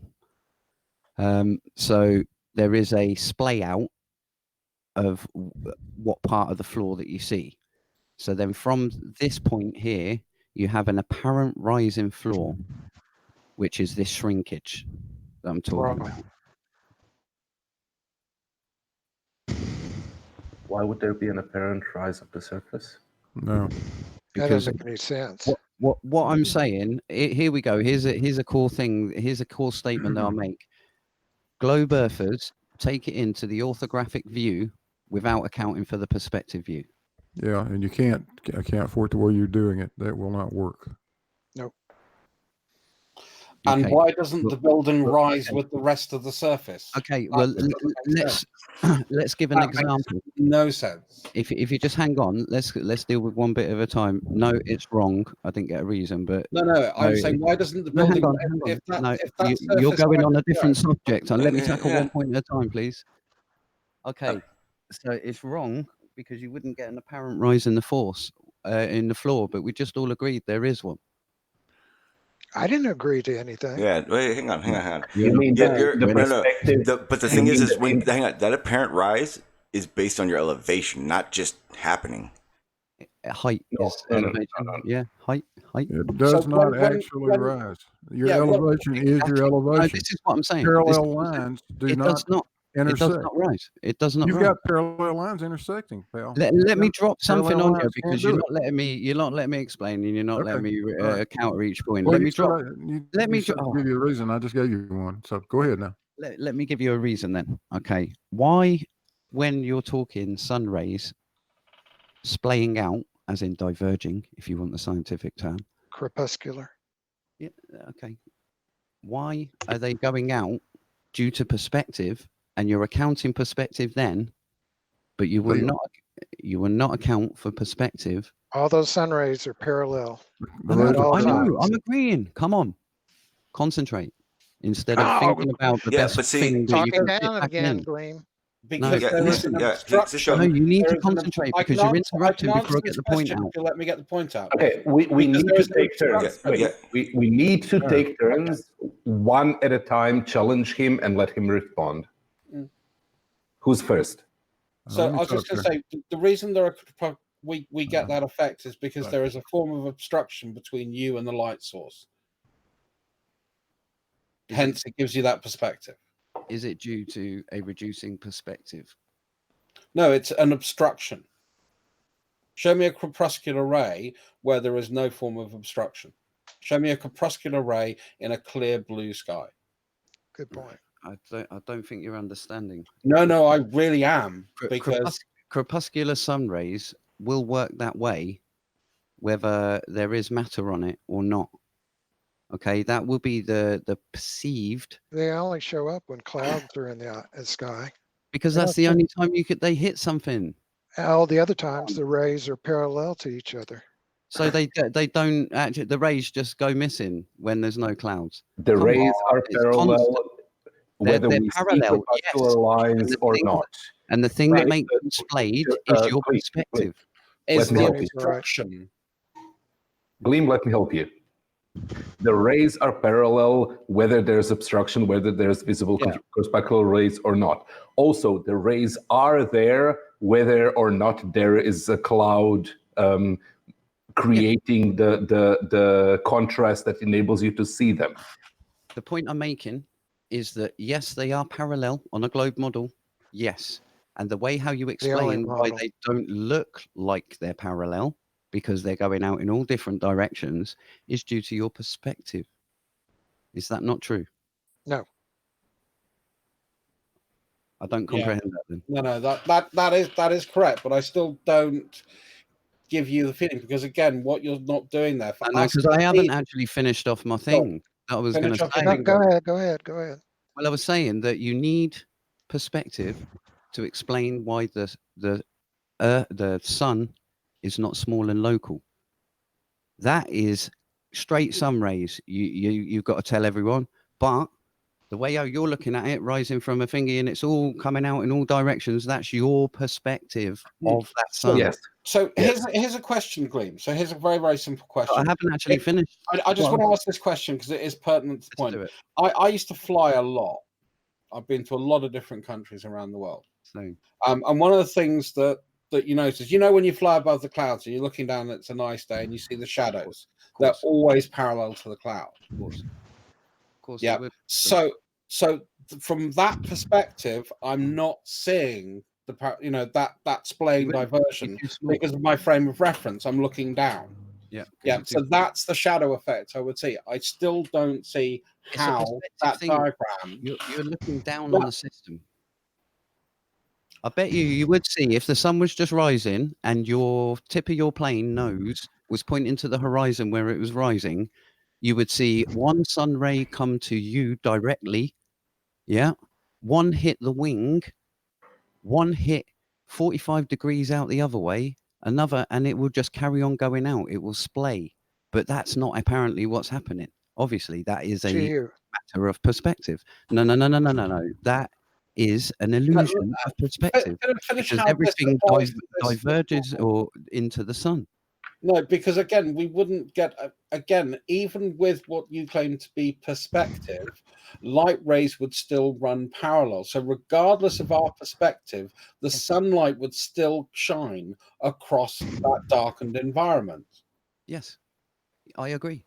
But it will travel in a way that conforms to your perspective and diverge or converge to each horizon due to perspective, albeit in the model, you take a God frame of reference and look down on it, it's straight. But you go into the system and you look from a perspective point of view, it's not. And that's the point I'm trying to make. You need it for that, but when it comes to viewing any mountains or anything, that goes out the window and you take it into this God view where you're looking side in as a pervert on the system instead of accounting for what you're seeing in the observer's photo. No, I still don't see that working. Not from my observation, not from the way I see the world. Okay, put it this way. I made Miles Davis's Trapane Law one work using that philosophy. I done Rory. I made a calculator of the flat Earth based on that. And Rory's done it was his last flat Earth video where he's basically done a challenge to Oakley and all them lot to basically get a photo. And he actually suggested one of the, what is it called? The St. Helens Mountains ones, where you've got 6 or 7 mountains in there. And I used that same philosophy. And he said, one thing it's got to do, you've got to do analysis of the picture, which I've done a pixel perfect size of the mountain based on the actual conversion of the focal length and whatnot. And then, in addition to that, I actually put the position of where the mountain should be. Okay, and my maths, my graphs that I used all done it, but obviously Rory played it down and said they don't work and showed him something that I took the piss out of him with, which is basically squashing up an image to show him how the topology of the land drops by about 1,000 feet, which nobody accounted for in any of them conspiracy cats one. But anyway. Glemm, you didn't answer the question you were asked. I'm still waiting. What one was that? Recap me, sorry. About the sun, the waves disappearing when the sun. Right. Sun gives off radio waves across a broad spectrum of frequencies. Yes. No. Can you ask Glemm why the radio? Well, yes. Could you answer that? So sorry. Thank you. I am so sorry. Okay. Now imagine one of these suns, the furthest one on the right, having a massive circular field. Okay. That's its light. By the inverse square law, it only reaches so far because on a flat Earth model, by basic back of the envelope calculations, it's a lot less power. So it's about 41 yottawatts instead of 410. So let's say that that field is at the behind the observer. So the observer is in light. Okay. By the time it gets to right at the very end on the far right, the observer has come out of that bottom bit of the circle. Can you imagine that circle? Let me try and draw it with the mouse on there. Oh, down. So the circle I meant when he was in light, and where the drop off would be, it would be a massive thing like that. And then for that would be for something like this one.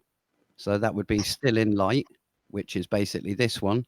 But by the time it gets to this one, which is in fact this here, because this is your apparent view of it, by the time it gets to this one, the curve will be just hitting your face, but not your feet.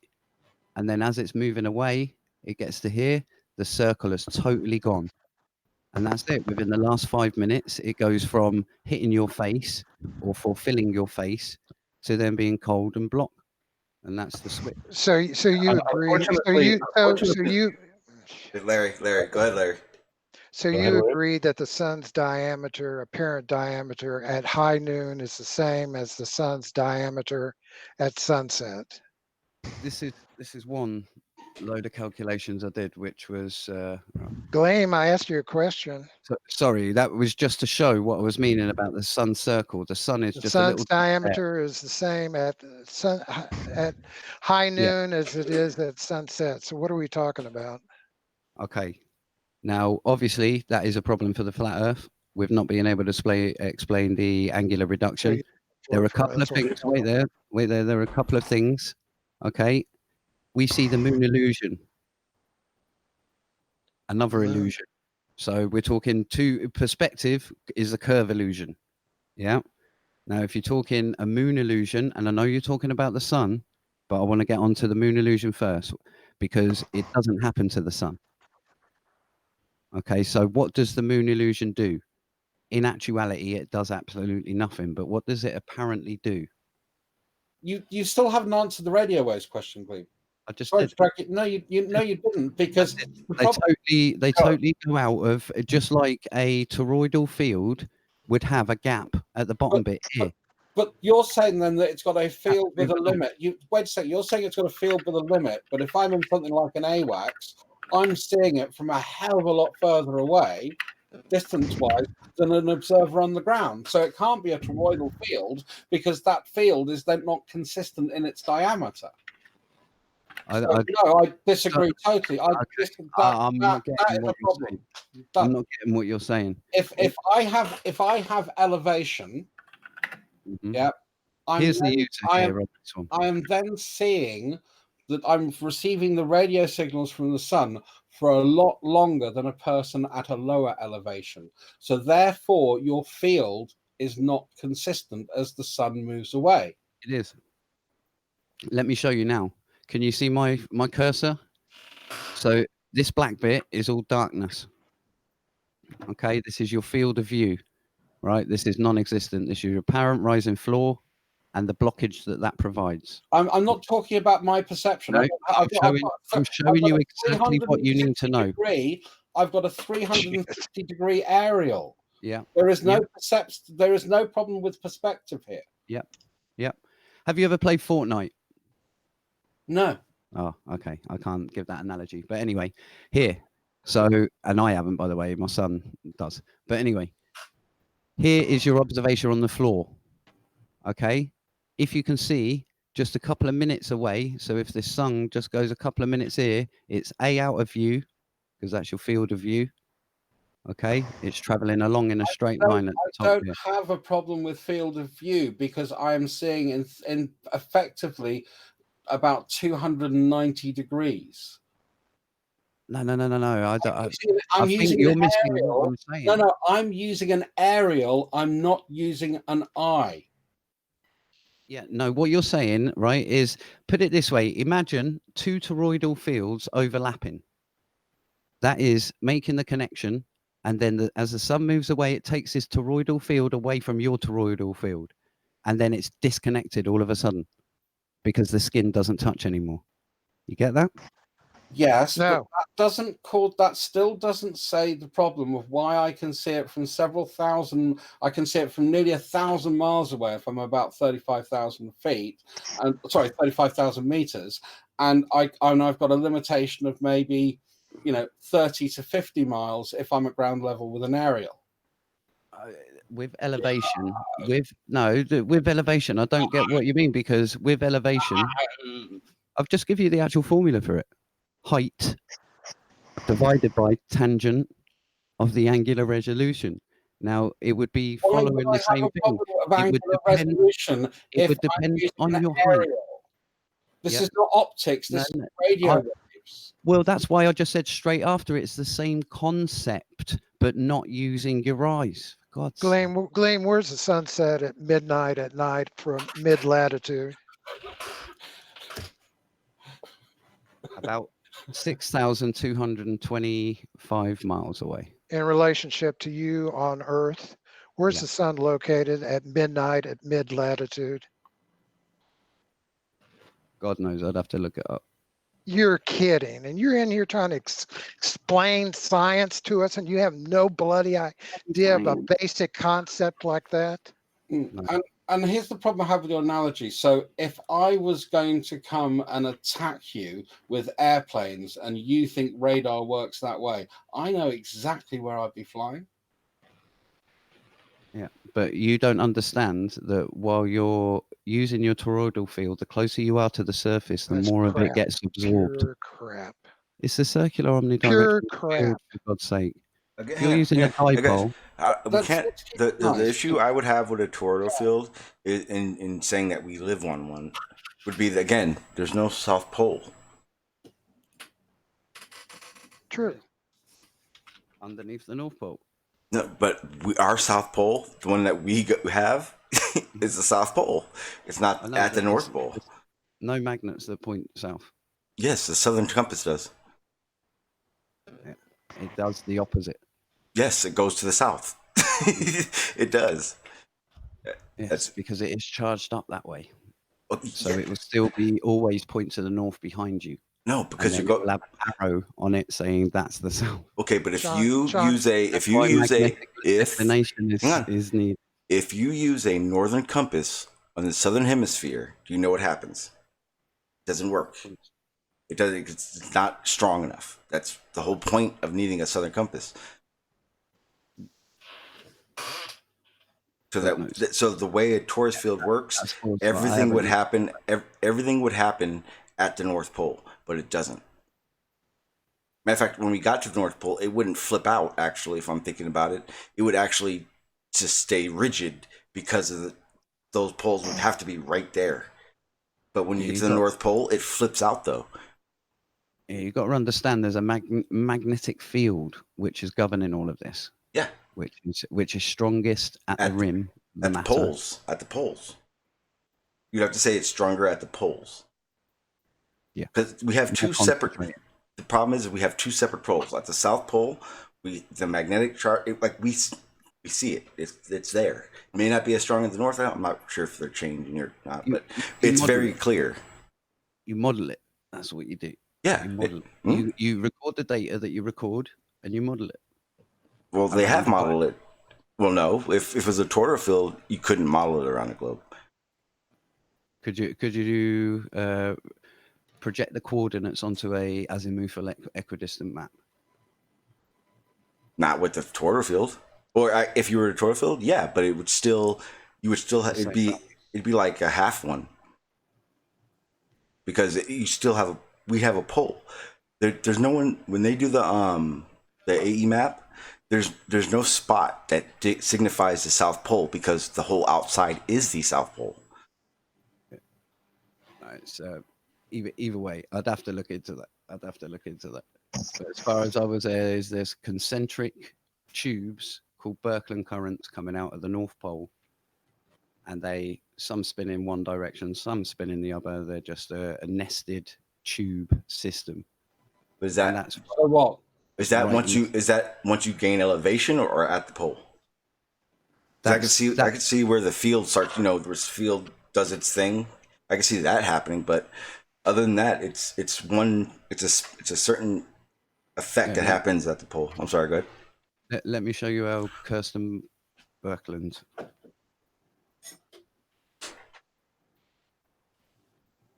And this goes back to the old Electric Universe. Electric Universe used this guy heavily. Basically, the chief guy of the Electric Universe modeled these currents. Let me say, thank you, GPS. I appreciate that, man.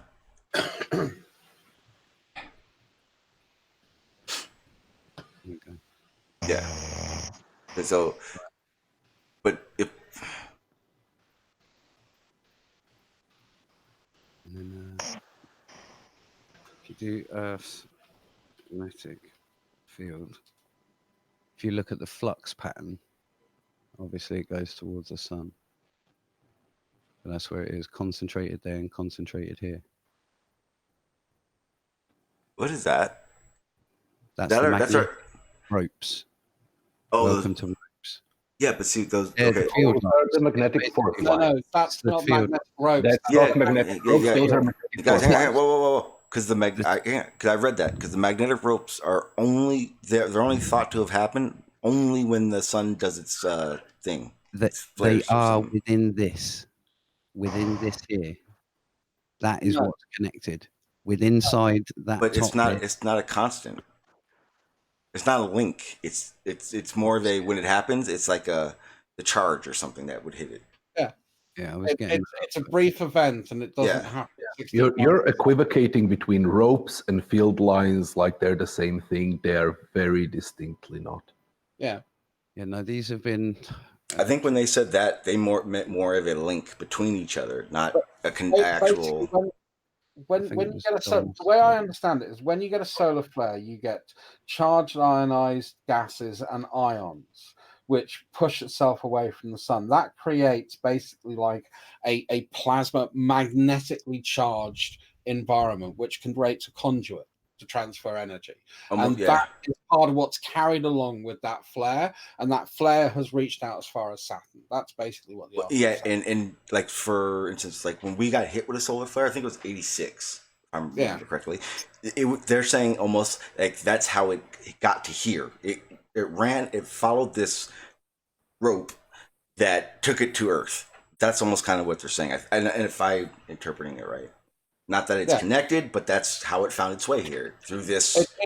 It's not dissimilar to how lightning strikes. So you've got a reverse. Yes. It's not the same way, but the lightning strikes from the ground up kind of thing. But it creates a path before it transmits, and that's kind of what some things. These highly charged particles are then allowing the solar flare to then stream out, and the energies carried with it to stream out and get as far as the planets in the solar system.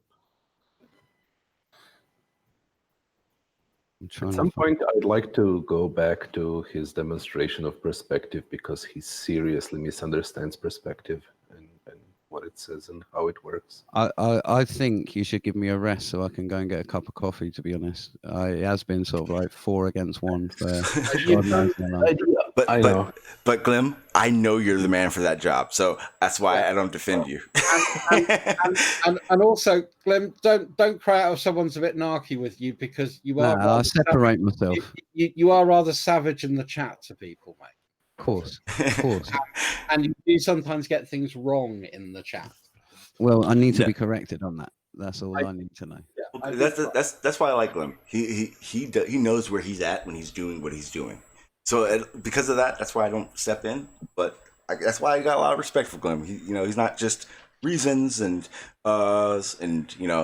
only in the chat. So I give a lot of respect to him for that. That's it. Bless it, man. That's it. Again, I try and detach myself from it and my own personal view and say, no, wait, I found this, reading this. And I always try and back it up. Same with Rumpus and whatnot. I could literally show you now on Rumpus's chat on your old video, showing that you remember everyone was saying, no, there's no potential difference between the head and the foot. I found about 3 citations which says exactly that. There is at foot level, to head level. No, I do understand what you're saying. The energy of the air, but for you, yeah, there'll be a minor fluctuation towards your feet, but it's not going to be a huge amount because most of your resistance is going to carry charge over the surface layer of the skin. So it's the skin that's going to cause your potential energy difference. Well, it's more what I was saying is look at it from the field reference frame of it pushing down. Because what I didn't mention there, and I should have said the magic words, which was telluric currents. Telluric currents run through the Earth. Yeah, and they're a massive load of positive charge that just flow through the Earth. And that is linked to the electrostatic field.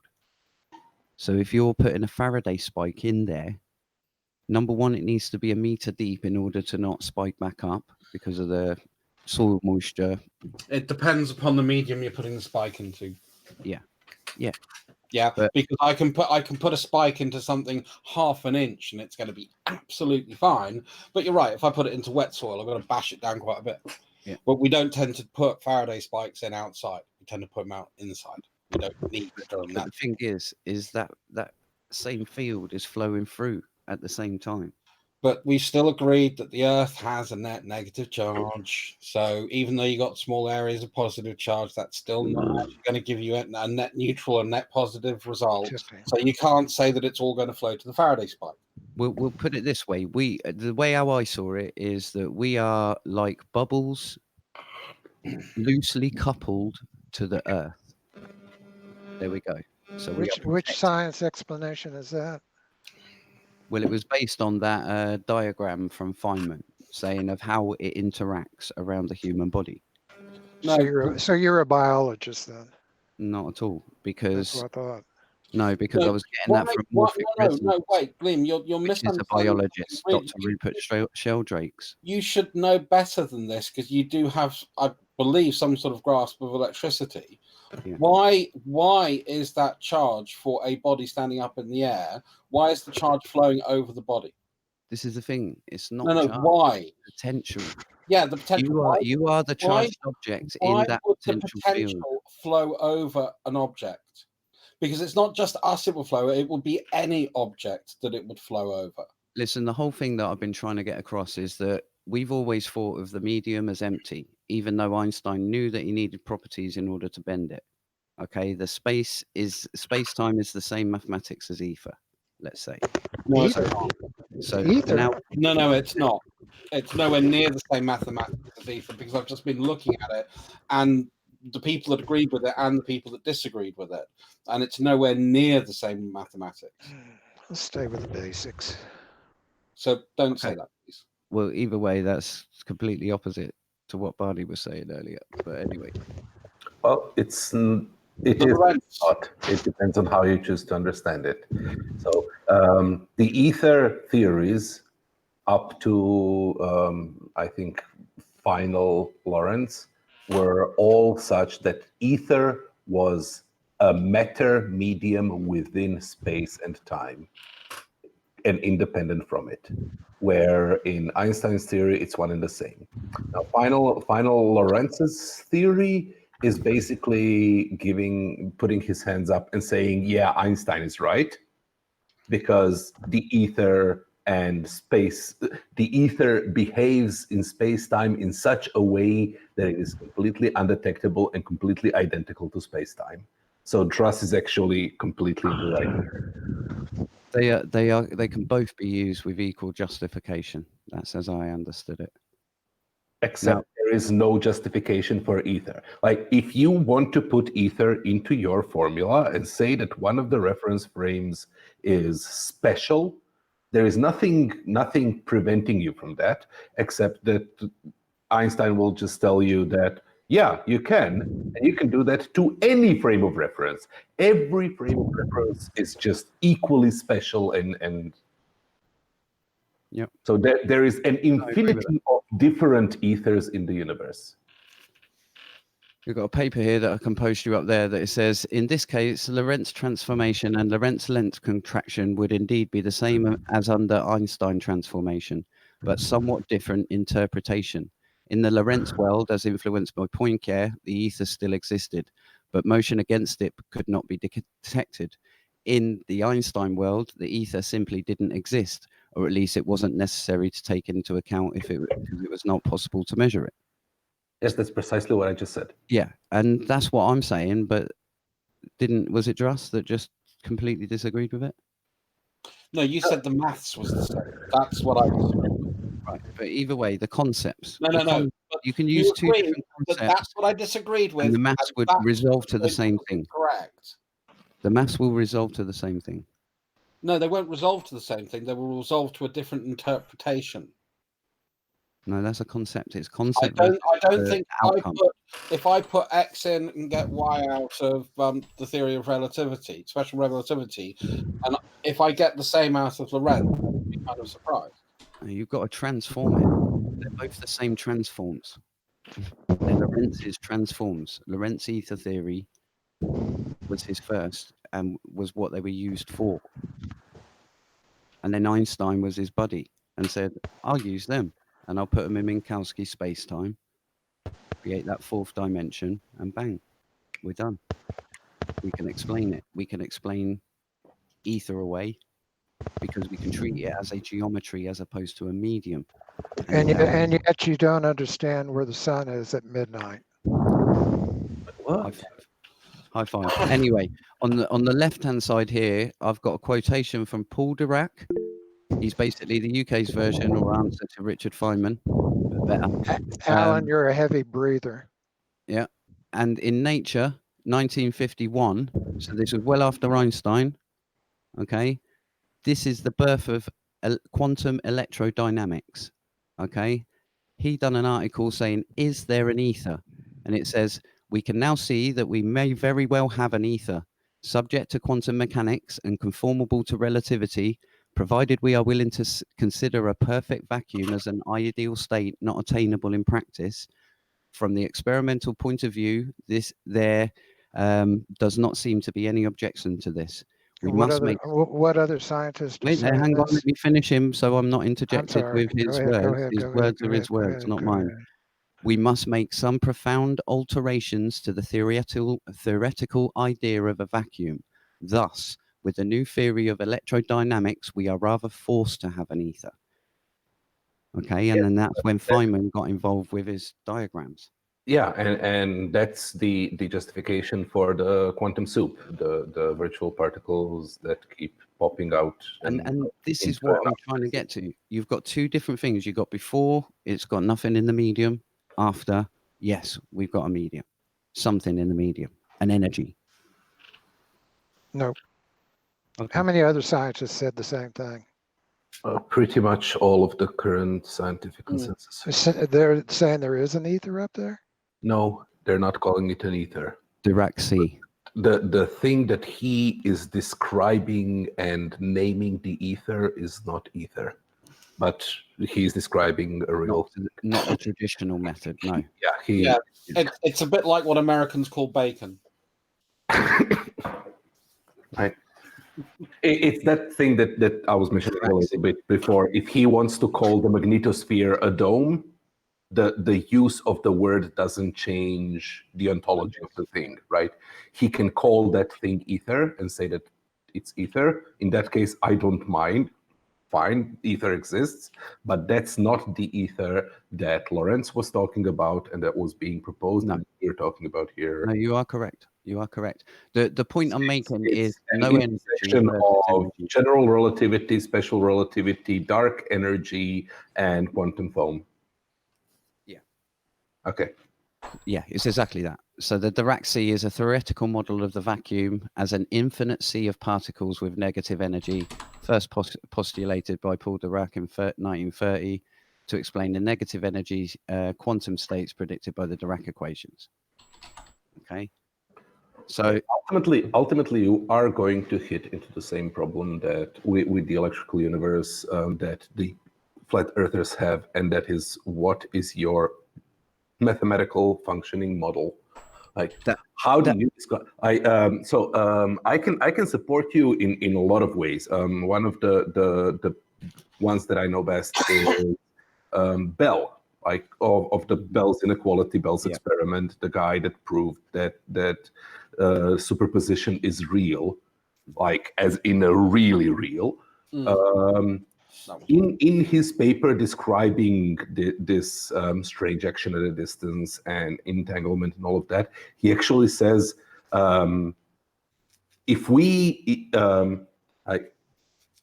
I strongly believe that if we could make a functioning model of neo-Lorentzian space-time, that this problem would not be a problem, that we could resolve this problem very easily, right? And I think that ultimately that is what is going to happen, that neo-Lorentzian will win out against general relativity and Einsteinian interpretations. And this is, we're talking about 50s or 60s here, right? The only problem with that is that it hasn't been done, and it apparently cannot be done. Every neo-Lorentzian model that has been proposed just doesn't work unless you say it is completely identical to Einstein's general relativity and you just put a pin into one frame of reference. So it doesn't work. And that was, for Bell at least, that was a huge problem, but one which he couldn't resolve, which he had to put his head down and say, well, general relativity turns out to be right, regardless of what I think or what I would like to have it do. And that's the part where science comes in. You can have any interpretation, you can have any explanation. Your internal understanding can disagree with other scientists to the nth degree, but unless you can support it, unless you can make a model that makes unambiguous predictions, meaning it'll work uniquely in your system and not in the other, then everything that's unnecessary kind of has to go, because why put things in there that don't have to be there? And keep it as simple as possible, and the one that works is the one that remains. So what you're saying on some level, like the thing that I have a big problem with what you're presenting is that you're using these, well, these things are indistinguishable and there are these minor, and we're not certain, therefore it could be that if we squint just right and ignore everything else that we know. And then jumping to conclusions of scale. Like the first question that I asked you was, can you calculate what the force of that would be? What would the required charge disparity be? What would the differences of effects on charged and magnetic items be in the effect of gravity, right? Because if what you're saying is true, and then you positively charge a metal sphere or a glass rod, it should suddenly become fucking heavy. No, right? the point. None of those things are apparent, and none of those things are explained, and none of those things are presented mathematically. There are no predictions. There are no experimental conclusions. They're just kind of, I invoke this scientist saying something that might confirm me, or this scientist speculating that it might confirm me, or this scientist having this theory which might align with this, but I don't know how. And that doesn't work. That's not science. That's... Yeah, no. And if I was in it to be able to go, yeah, well, if I was in it to actually go, yeah, I'm going to now present a model to you, I mean, then I'd be presenting a model to you, but I haven't done all of that. And I haven't done all the calculations. But put it this way, you've got huge issues with the model at the moment. And that's not, it's None not something that, whatsoever. galaxy rotation curve problem, cosmological So constant problem, horizon problem. We have unknowns, and you have unknowns. Of course. We know of it's what the debate's about, is not thousands of different phenomena which are well explained and correlated to each other. You are aware. I do not discount the globe, though. You act like I'm a flatty. Let me finish the statement. You are. All of those predictions, all of those scientific laws, all of those laws of physics and chemistry and biology that we currently do know correlate to each other, meaning that they support each other and work together with known boundaries. Whether in your model you have bits and pieces of very, very distant possible information and possible correlation, which doesn't work up to something that we can measure against reality. Well, that's cool. Well, that's why I'm here for a debate and not a model contest, because I bet you none of you have got a model either. Really? You're already that you've made answering yourself. for us That already? you've made yourself. So problem I with have. problem with the ad hoc and the toroidal field and radio waves is one, the sun seems to I'm go not across- getting that. I'm not getting yeah, that. the sun Toroidal seems- fields cross or don't. It's like Right. The sun puts out a consistent frequency. Mhm. Yeah, and we observe no Doppler effect. Unless of course the sun's not moving. no, because it's going for a medium. If you understand in this model that I'm talking about, the I electrostatic really thing. don't think that you have modelled that what you're talking No, about. no, because it's a Ken Wheeler electric universe type model. It's a perturbation of the honestly medium. think you made that up on the spot, and I think you have. No. It's a perturbation of the medium. No. We would still get a Doppler effect if it was moving away. Show me a paper. Show me a paper that's measured this, please. Because Look, GPS, seriously, I've schooled him many a times on about 3-4 things and showed him citations. I'm not gonna lie, it's actually the radio question was his. I know it is. Okay. Yeah, I know it is. I know it is. He's salty because you go in. Shawn Hawkins just done a hit piece on me on angles to Would you Polaris. stop telling people that you think that you know their intent, because you fucking don't. Please stop doing that. Relax, Jess. He does that all the time. He's literally made a mistake that he hasn't made. One comment. Not you, GPS.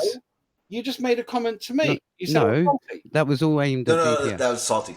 He was saying that was the GPS. That was GPS. That was GPS. Yeah. Me and GPS have been in an argument for days. Trust me, in the chat. No, that's right. So sorry. I may have. It may have sounded. as Well, I I didn't get said it, but GPS, and Glemm responded. He didn't say to GPS. He responded to me. Yeah. No, sorry, I did just come straight back. Sorry. I'm a pagan. I don't turn the other cheek. No, put it this way. Put it this way. On all of this, you've got my mind ticking, as well as it's been respectful, and I've never. I have some of these discussions with Dell and what's his name? The other guy on there. I can't even remember his name now. But other guy. It's basically you don't get that anywhere else. I don't see that anywhere else. Fight the Flat Earth was a joke yesterday. I mean, the thing is, we could all be sitting around a coffee table drinking tea and sort of, imbibing whatever, and it'll be chill. Yeah. And I've not got a problem with that. I treat people in precisely the way they treat me. Exactly. Mirror it. Exactly that. And that's why I only get a rise from Rumpus. And if Rumpus enters the room, I'm switched. I'm ready for it. He even told me that. He was like, I'm here. I'm ready. Let's go. Seriously. He's peed me off. He's just someone who just dismisses. And it's, I don't know, it's in his nature. No, he knows best. For the most part, this is a great conversation. You are trying to explain your position. You are trying to provide information of where and how you got to your conclusions and how are those conclusions and to what level supported.